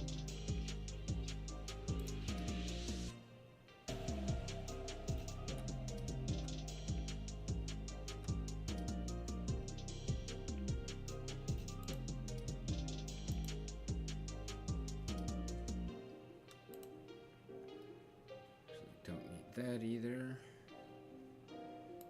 That either.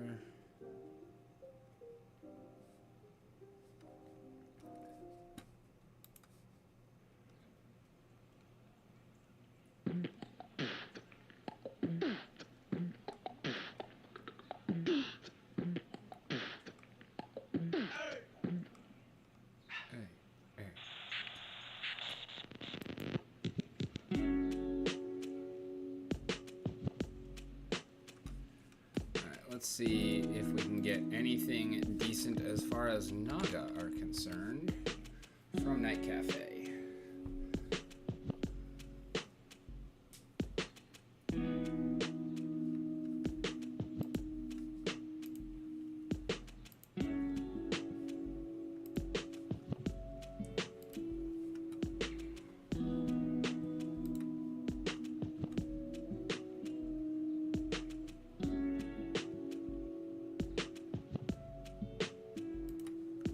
Sure, we'll try that.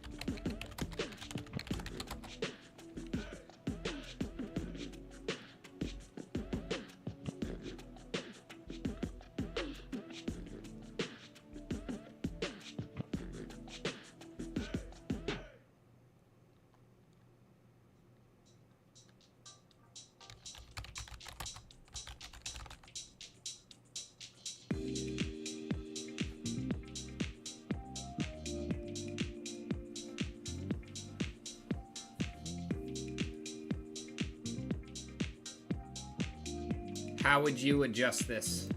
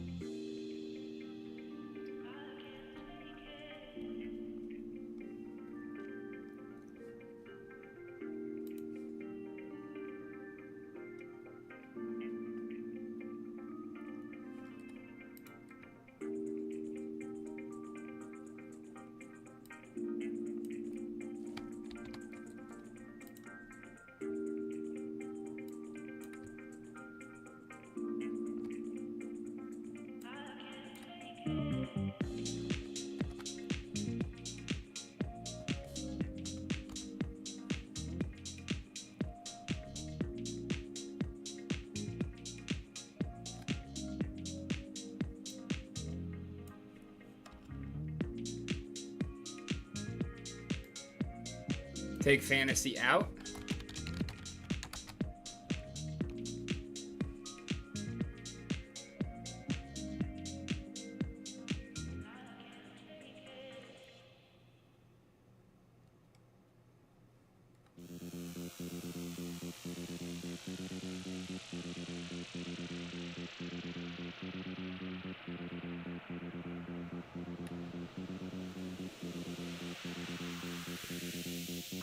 Okay. I've been trying to put it in everyone to make it understand that, you know, I'm looking for fantasy races here because it doesn't seem to be able to grok the concept.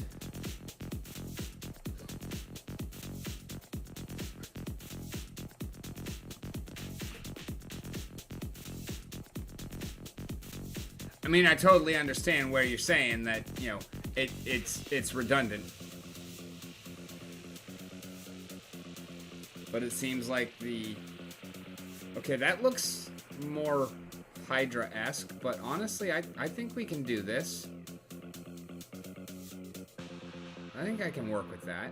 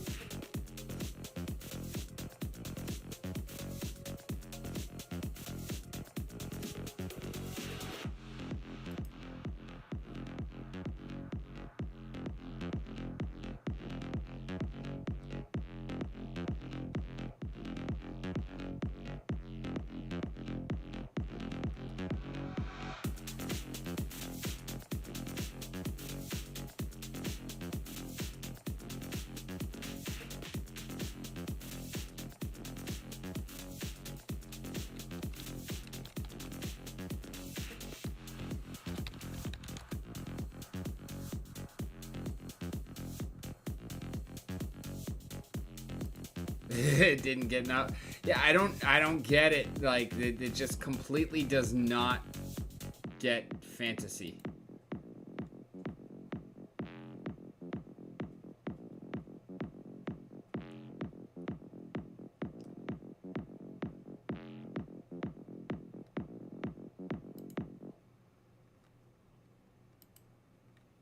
Yeah, that one is definitely not it, but it's pretty cool.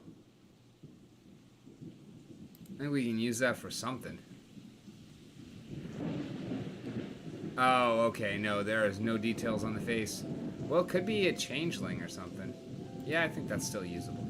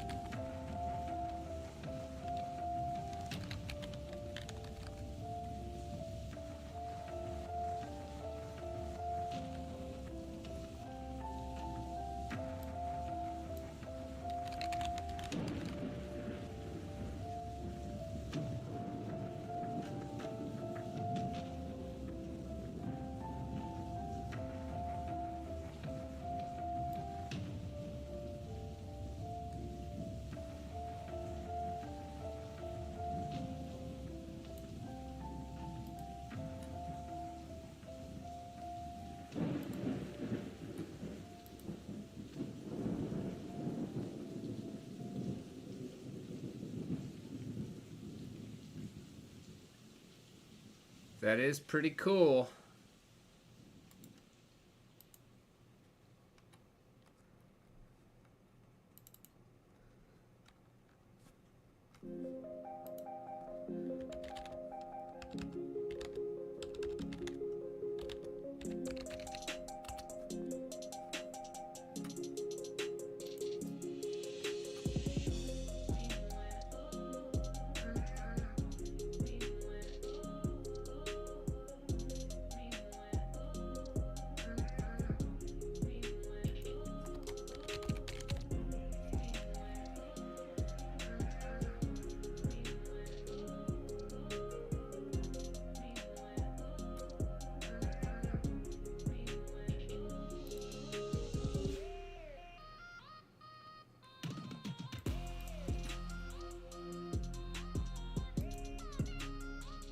Yeah, I agree on that one, so I will not show it.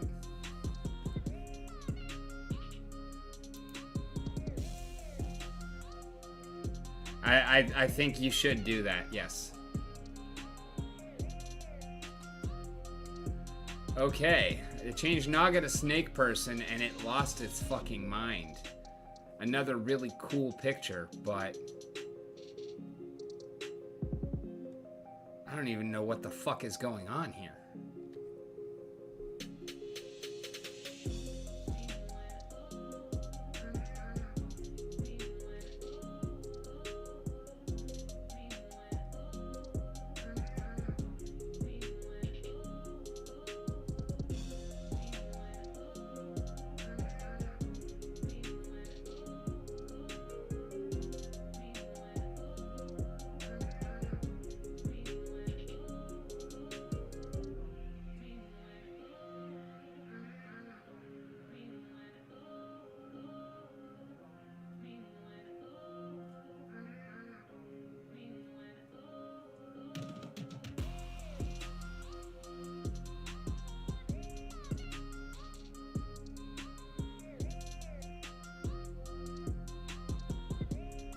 Yeah, this is fucking just weird.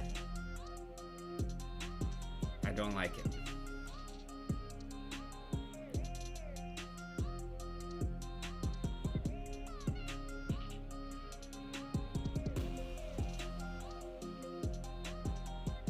I love that hand, though.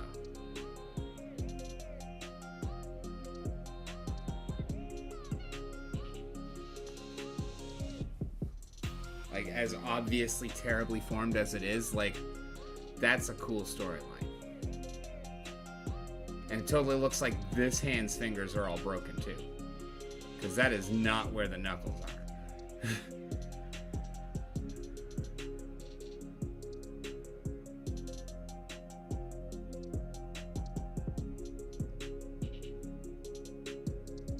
God, I need a real fucking machine.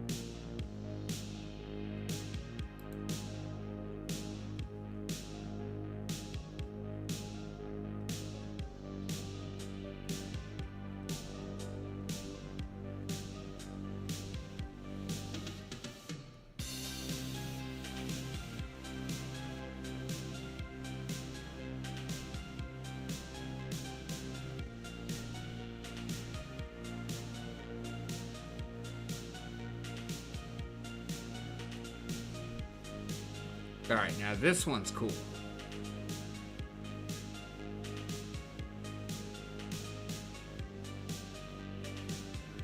I don't know what's going on up here. But does his fucking arm come forward from his fucking shoulder instead of out to the side? Where's the snake's bottom jaw? What the fuck is all of this shit? Where's his leg? I mean, I guess he could be, like, up to his knees in the fucking detritus or some shit.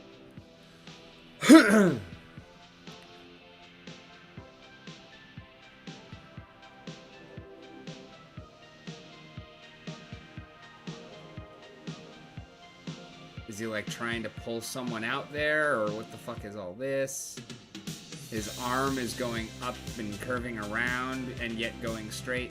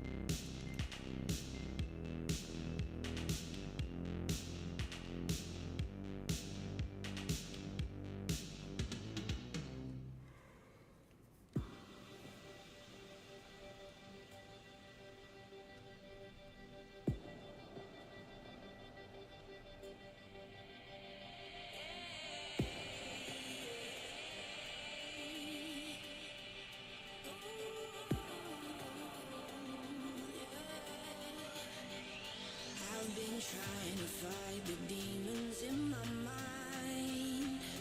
I'll prevail with every battle if I'm right. Guess my aim was off, the target's out of sight.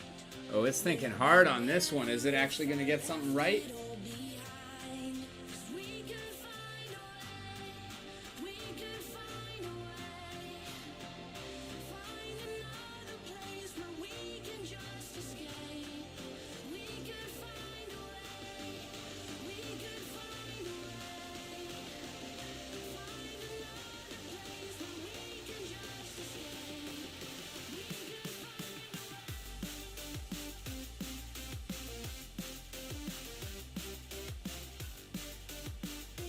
Alright, this is definitely usable, even if I have to cut it off like here, because he's got a third leg.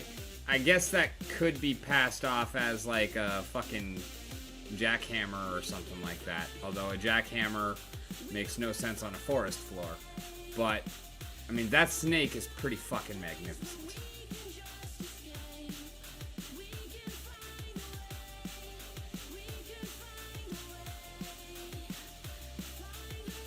Actually, if I send it to you, can you remove that third leg?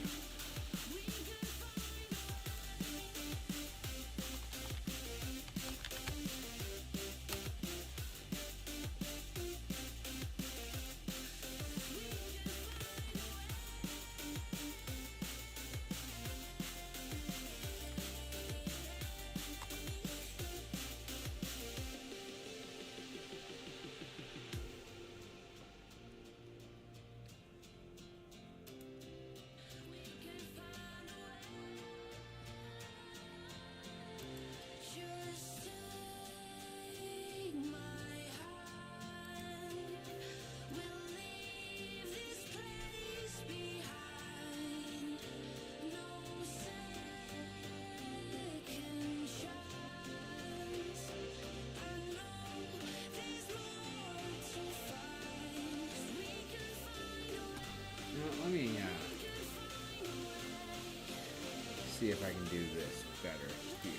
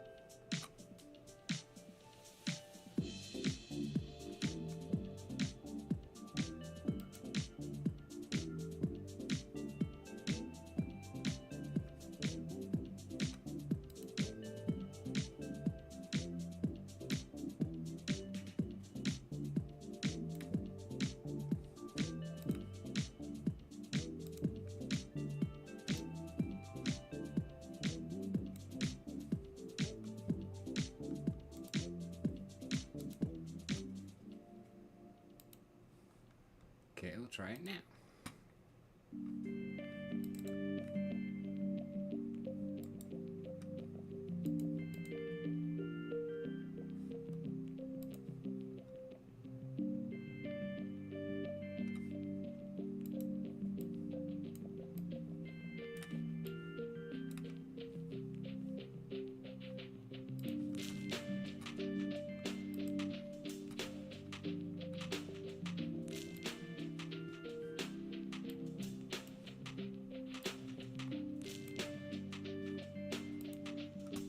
There we go.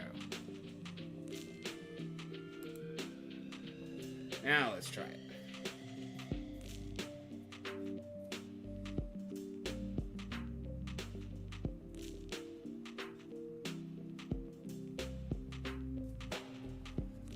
My paint skills are fucking sublime.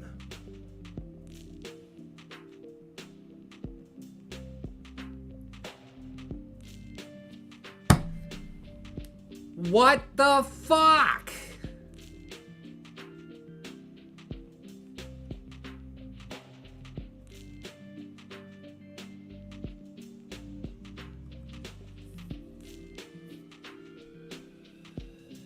Ugh.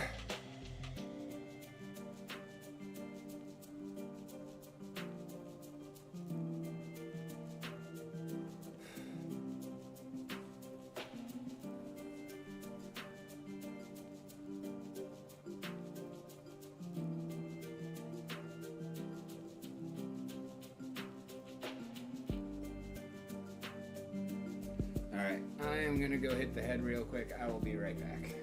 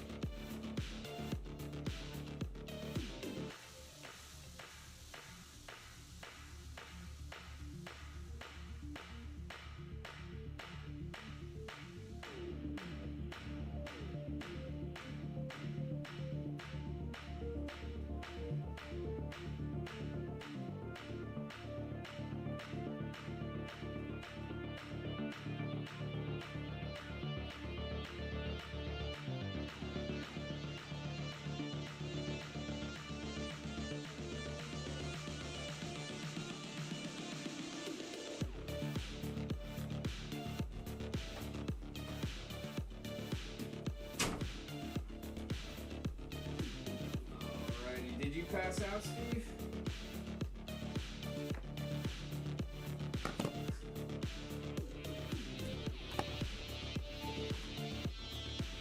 No, you're still here. All right, cool.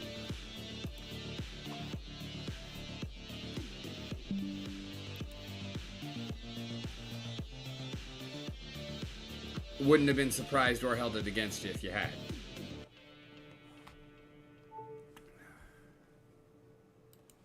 Do you see this fucking shit that it's trying to fucking give me? Like,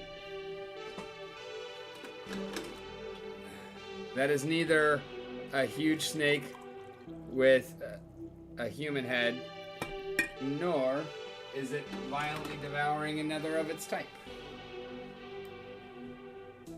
Increase. Oh, okay. Here we go. I actually had the Twitch chat blocked by the Discord chat so that I could see you. All right. Increase the noise to 85%.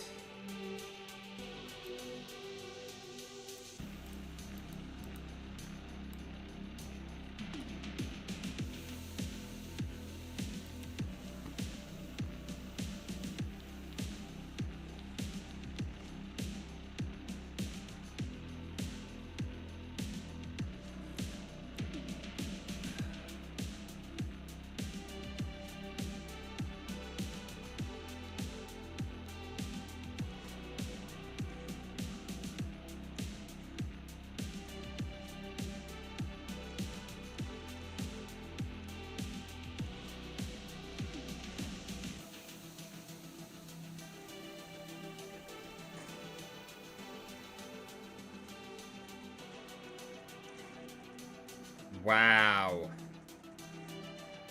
Alright, so we got a ranger with a snake animal companion that is wandering through the positive material plane. They're both about to die from healing.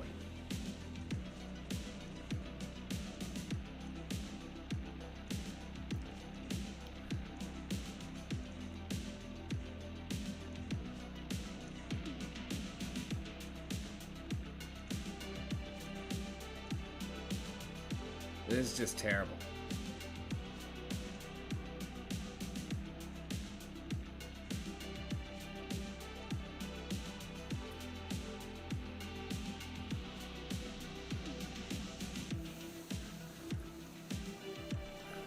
Although this could actually probably be used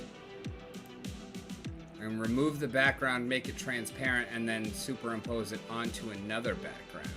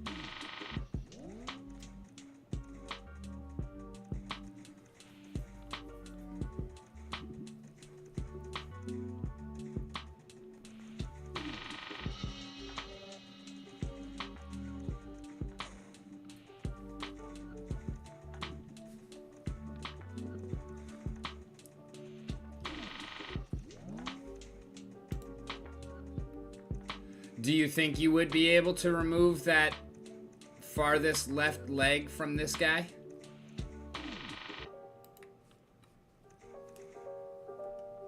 You and your Photoshop skills? Okay, gotcha.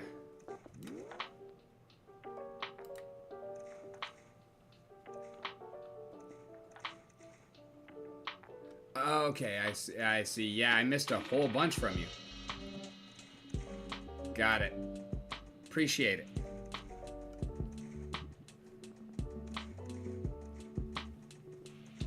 I'm just trying to get something usable so that I can fucking post something tonight.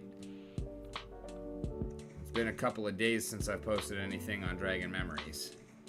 Like, I just want something usable.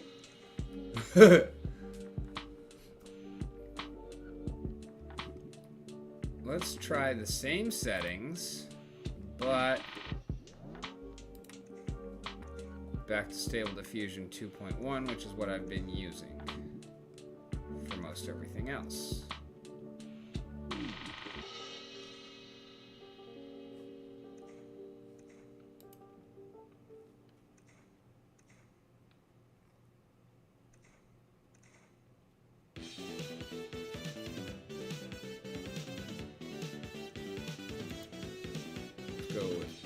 more prompt weight, less noise.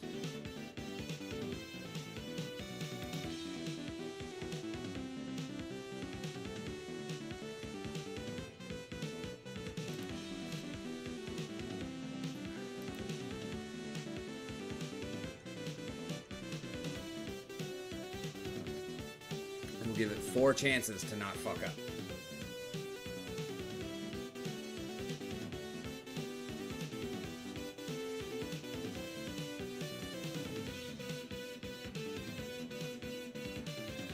And that's a big no on all of them. What the fuck is this shit?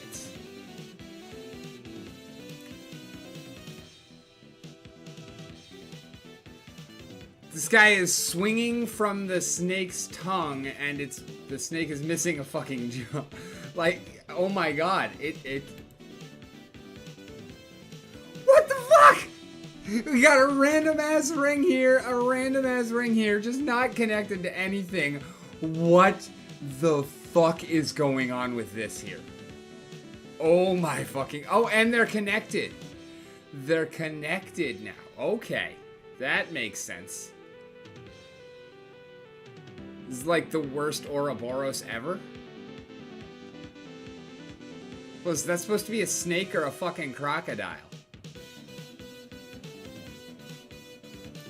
God damn.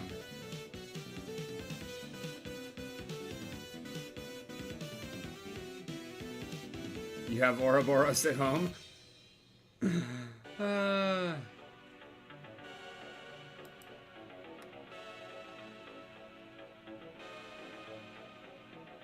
Yeah, this is the Ouroboros at home.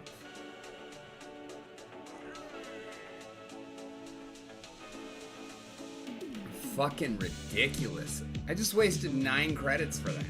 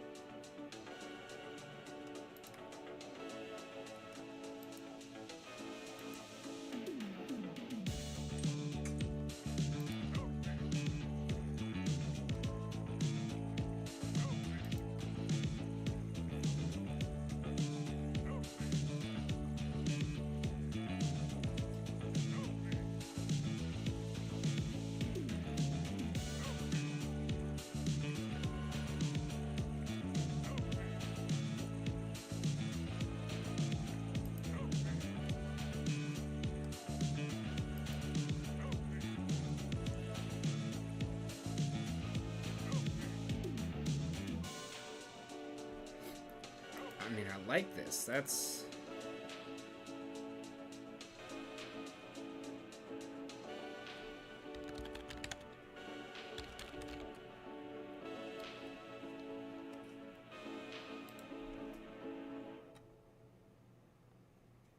I mean, that would be creepy as fuck to just come upon out in the world somewhere.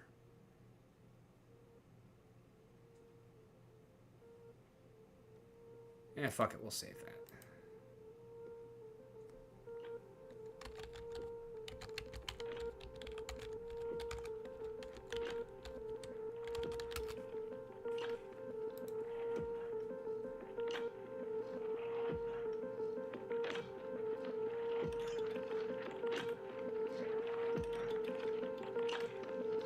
And that's a pretty wicked looking snack, but I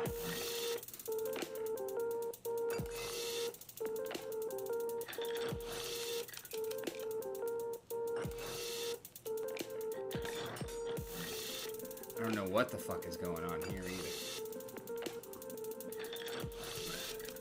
Like, he starts all the way over here. Whoop, whoop, whoop, whoop, whoop. Whoop, whoop, whoop, whoop. And then it just ends right there.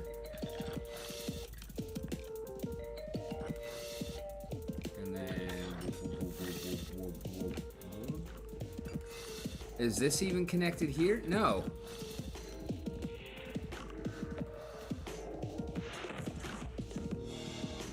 Oh my fucking god, I don't know what the hell is going on with this shit.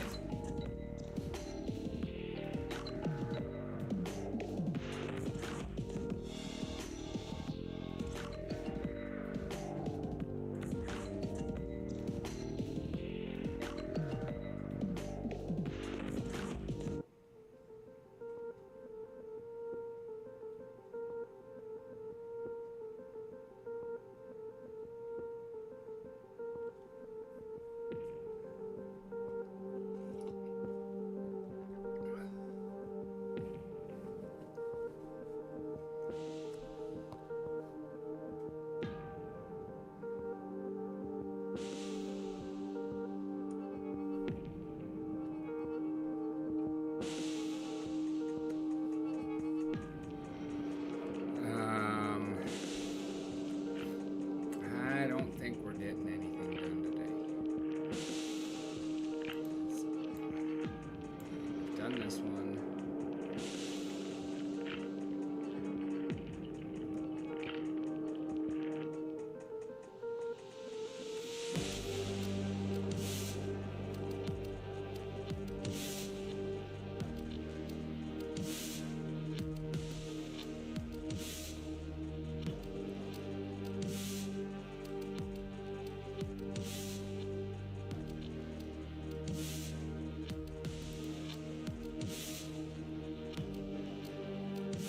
Guess we could use that one.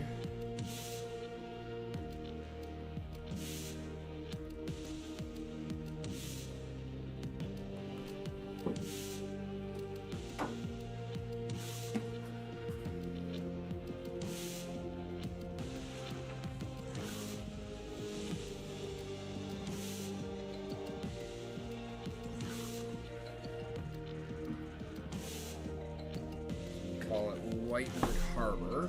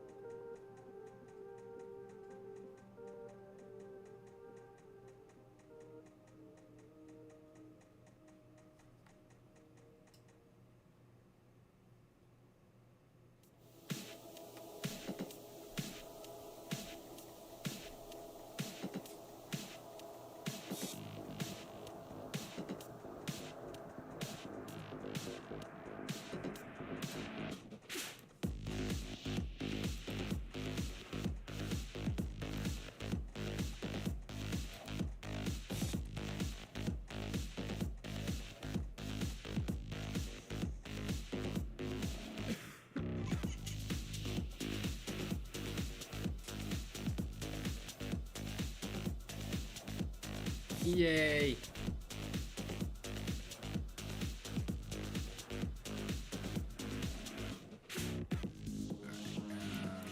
Right, post.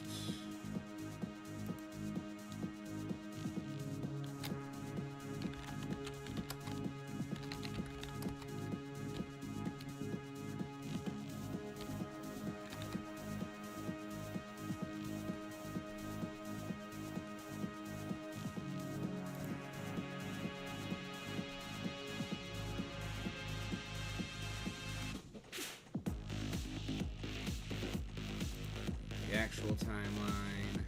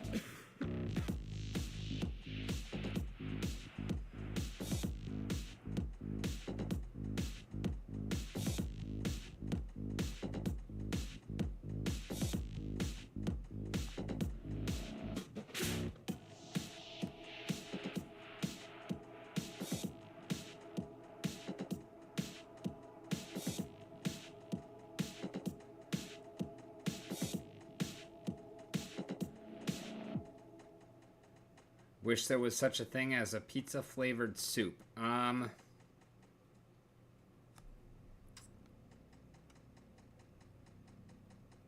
You're an odd one.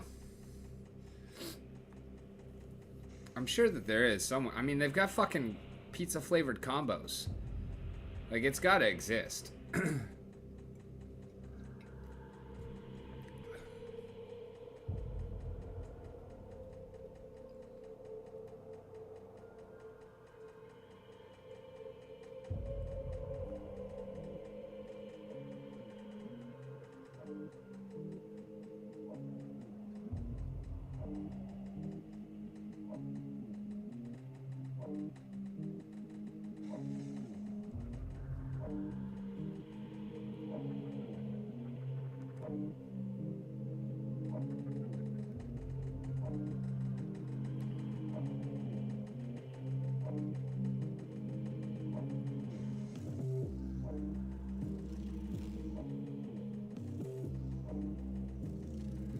When do we put the founding of Whitewood?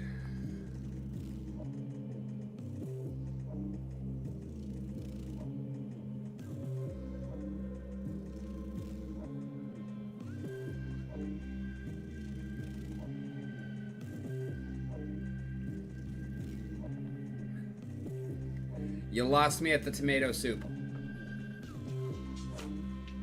Not a fan.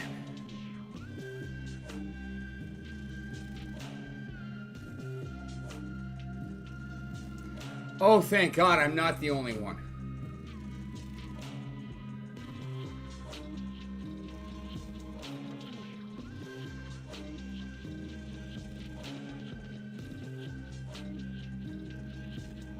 I swear to God, fucking, I tell people I don't like tomato soup, and everyone looks at me like I'm a fucking monster or something. I mean, I am, but that has nothing to do with tomato soup.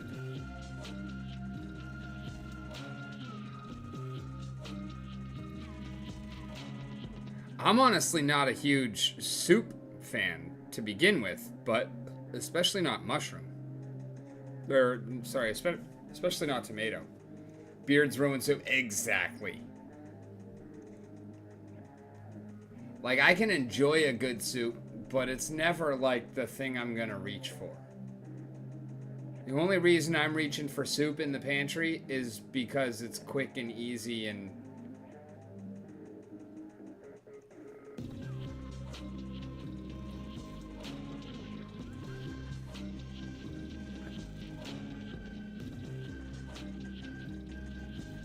all this stuff with flavor is so appealing right now. Yeah, I believe it. 100% I believe it.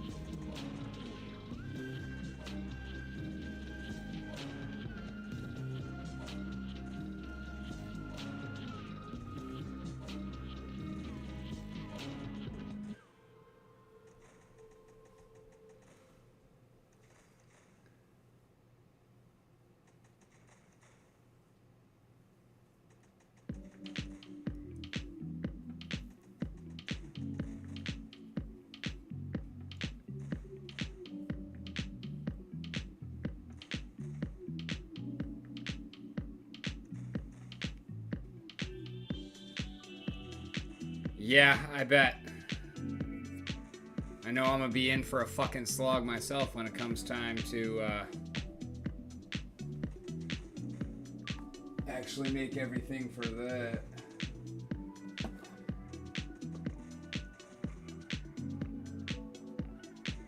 Eastern Passage. That's how we got 2 per meal.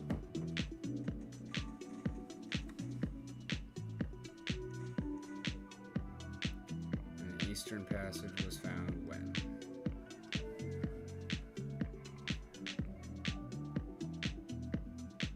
There we go. Okay. Oh, okay. Yes, this will work actually.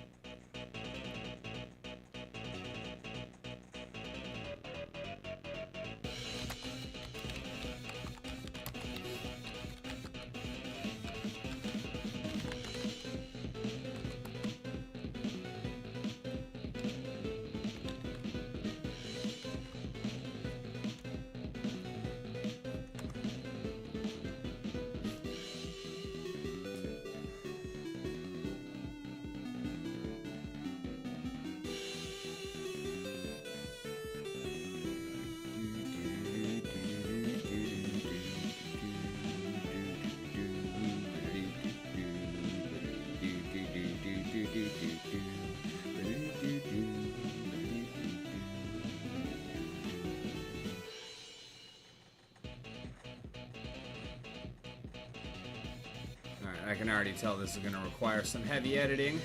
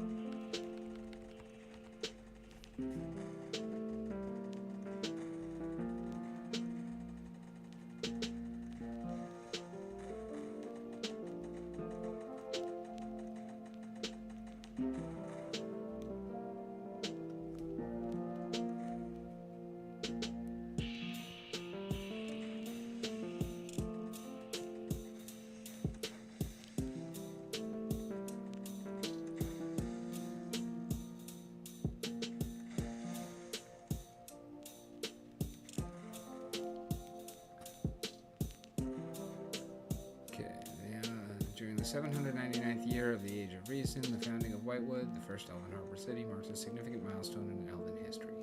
The elves, known for their affinity with nature and mastery of magic, had recently relocated to the depths of the newly discovered forests, secluded from the other races.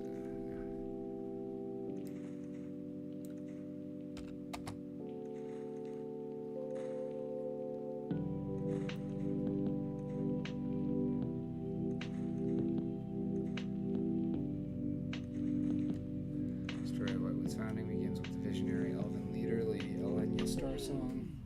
Lady Elenya was a wise and skilled elf, renowned for her diplomacy, wisdom, and deep connection with the mystical forces of the world. She had a dream of uniting her people and fostering a harmonious coexistence with the other races of Galil.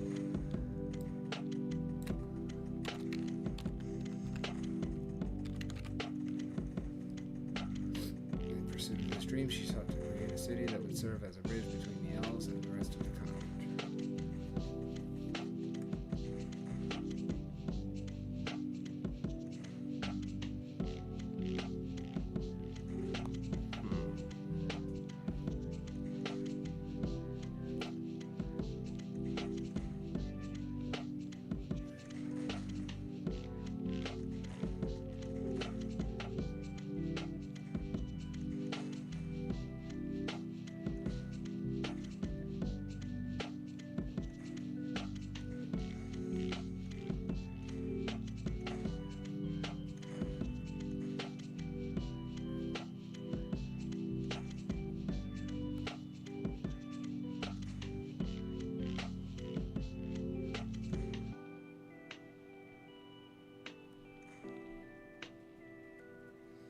Um,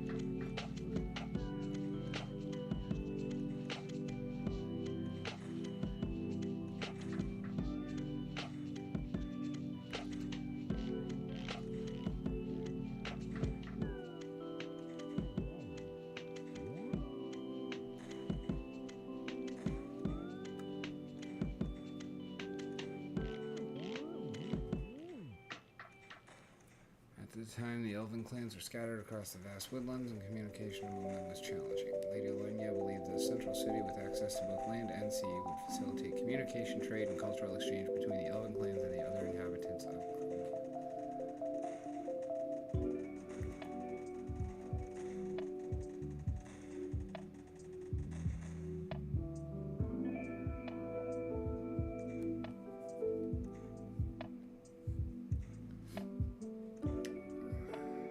After months of meditation and consultations with the Elven Council,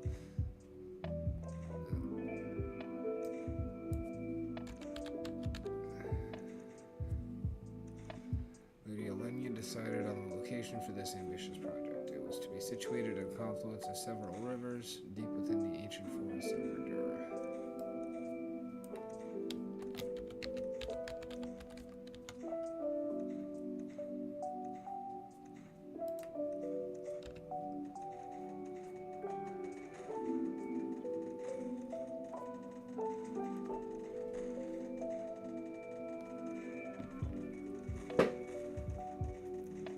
Prime location would allow the elves to harness the power of the forest magic while also providing access to the sea through a series of mystical waterways.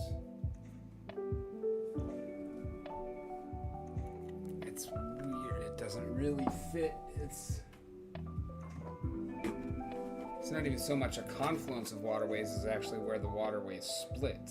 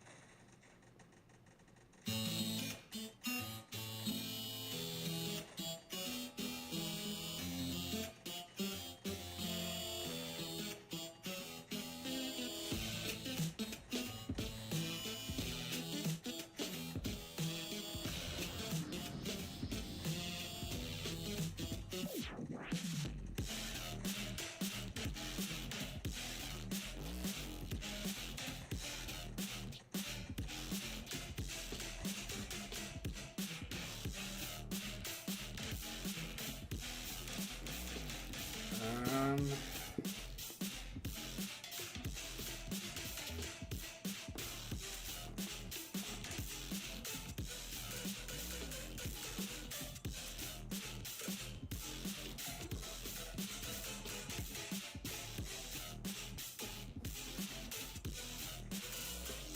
Actually, it would be a pretty good spot based on where they came out.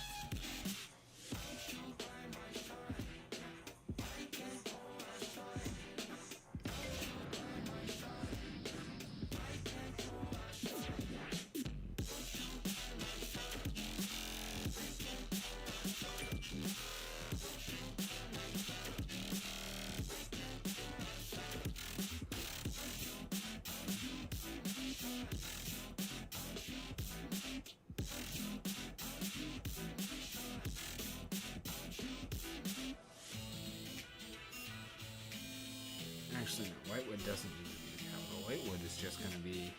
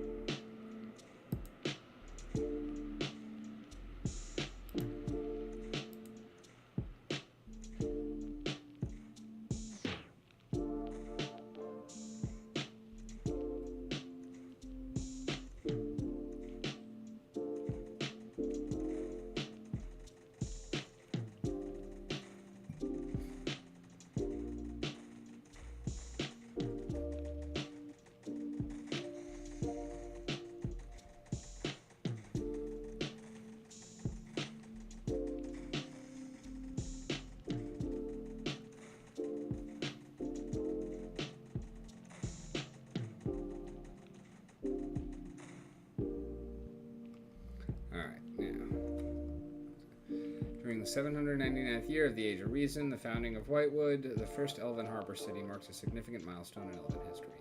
The elves, known for their affinity with nature, affinity to nature,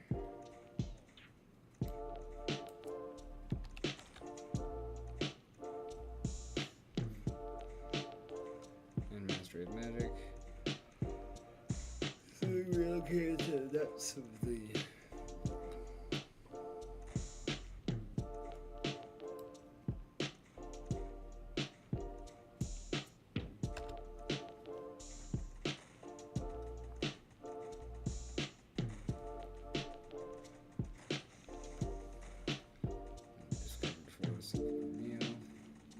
Welcome back.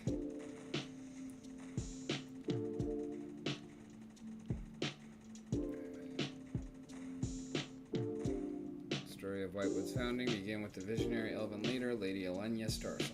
One of the first to traverse the Eastern Passage, Lady Elenya was a wise and skilled elf, renowned for her diplomacy, wisdom, and her deep connection with the mystical forces of the world. She had a dream of uniting her people and fostering a harmonious coexistence with the other races of Galil. In pursuit of this dream, she sought to create a city that would serve as a seat for the Elven High Council. At that time, the Elven clans were scattered across the vast woodlands, and communication among them was challenging. No, they really weren't, though. They were coming over en masse from Makala.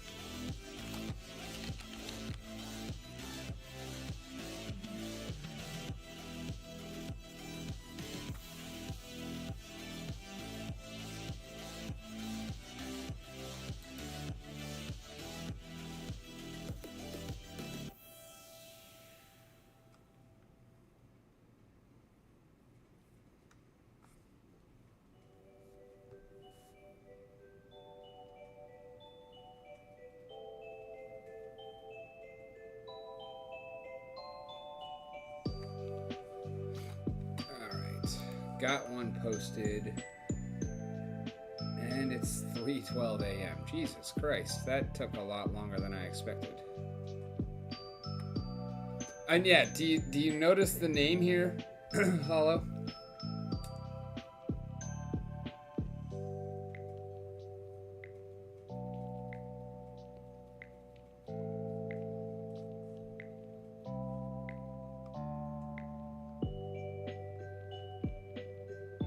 It's also here. It's also here.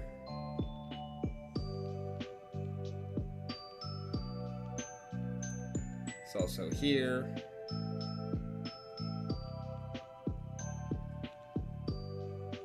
And here.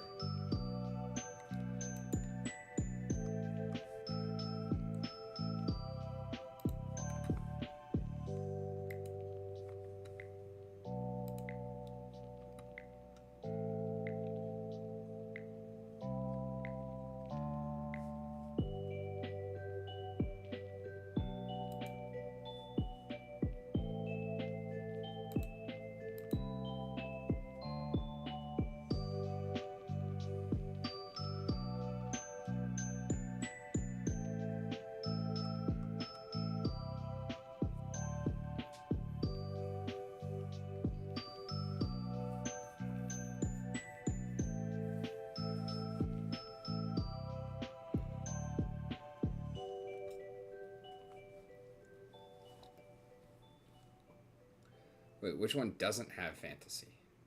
Because they're all fantasy.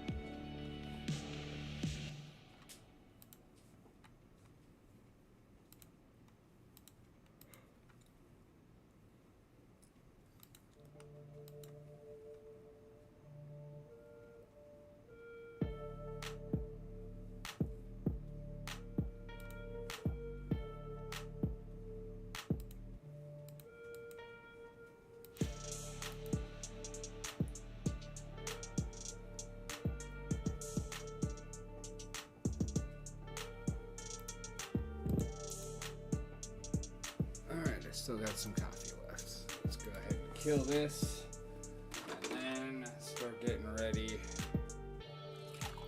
shut her down and go to bed.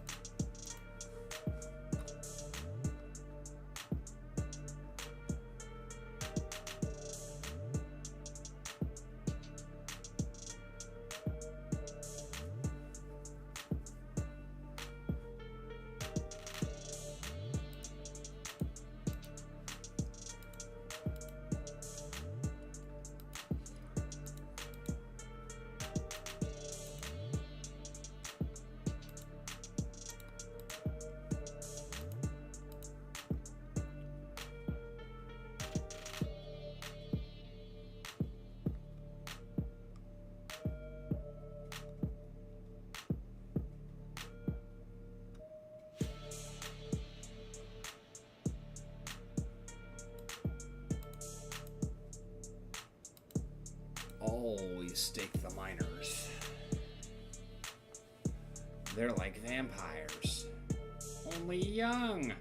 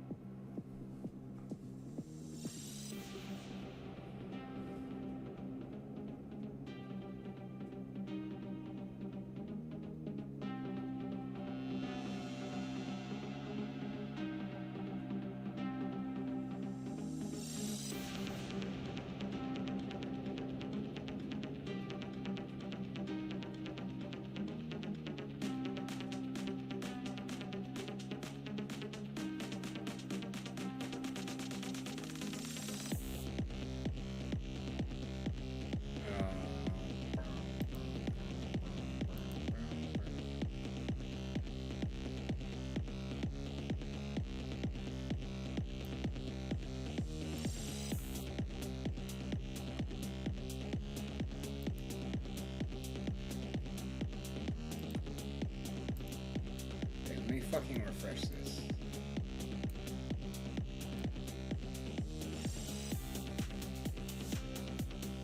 I already fucking paid for it. Thank you.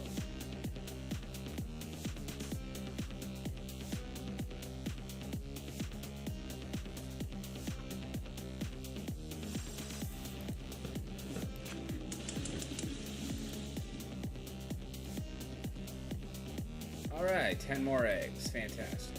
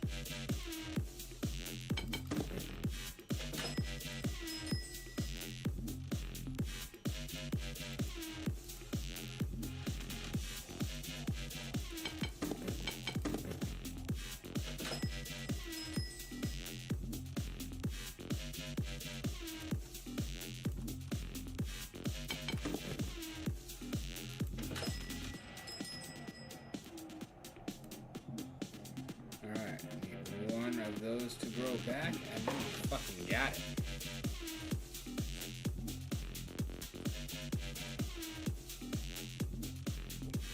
That's pretty dope.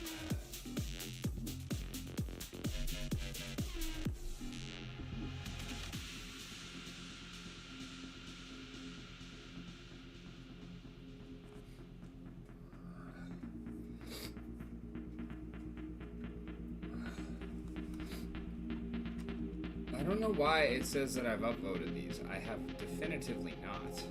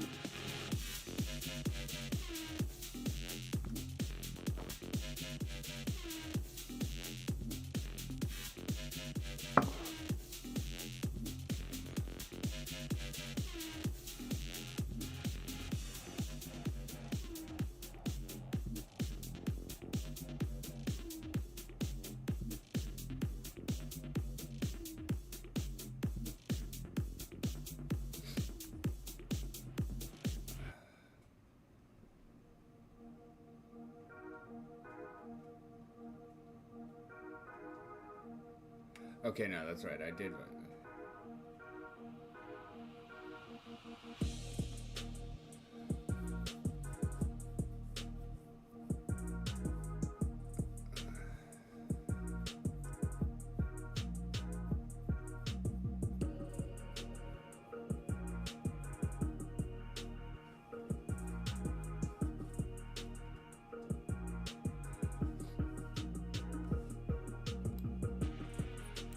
Edit. Voted for, just stating my view. Bots are against TOS and bannable in every other game on the internet. Every other game on the internet is still overrun with bots. Pass or fail, this will do literally nothing. Thanks for burning DEC. I feel like that's a succinct and effective response.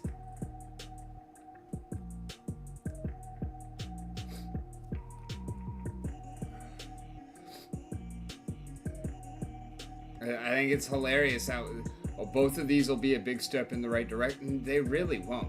It's a tiny little fucking baby step.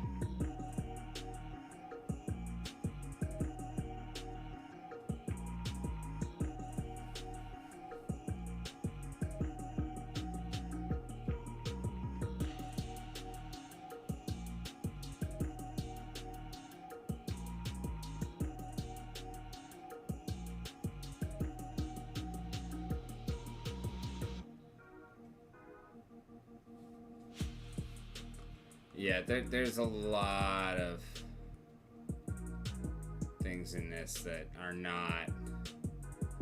I don't know. I may very well end up changing my vote on it. What are your thoughts? Or you haven't even looked at it yet, have you? Not that I blame you.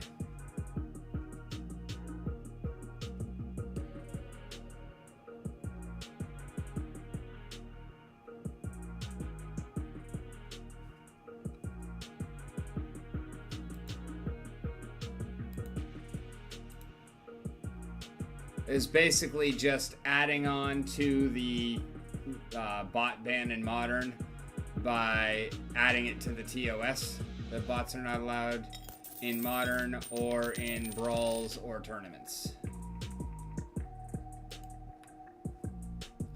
Which, like, I understand and I agree with the intent behind it. I just disagree that it's worth doing.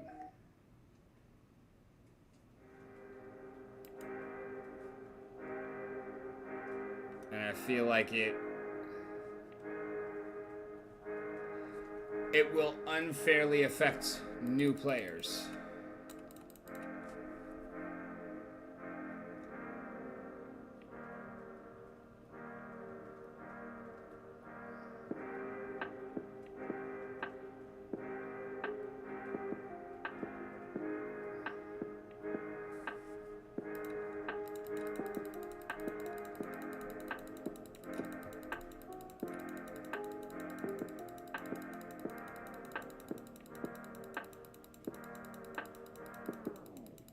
Wait to see if it works first, right?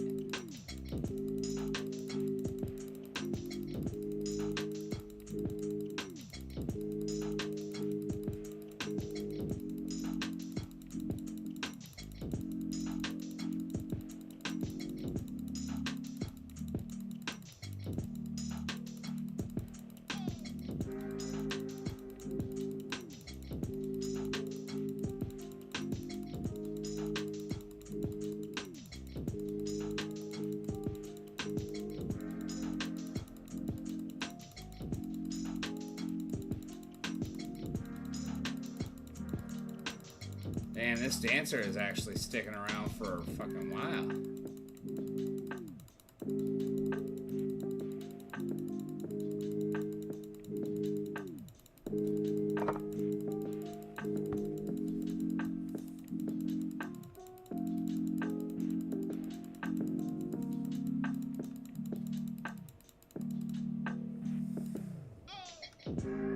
Well, definitely made a fucking impact for green there.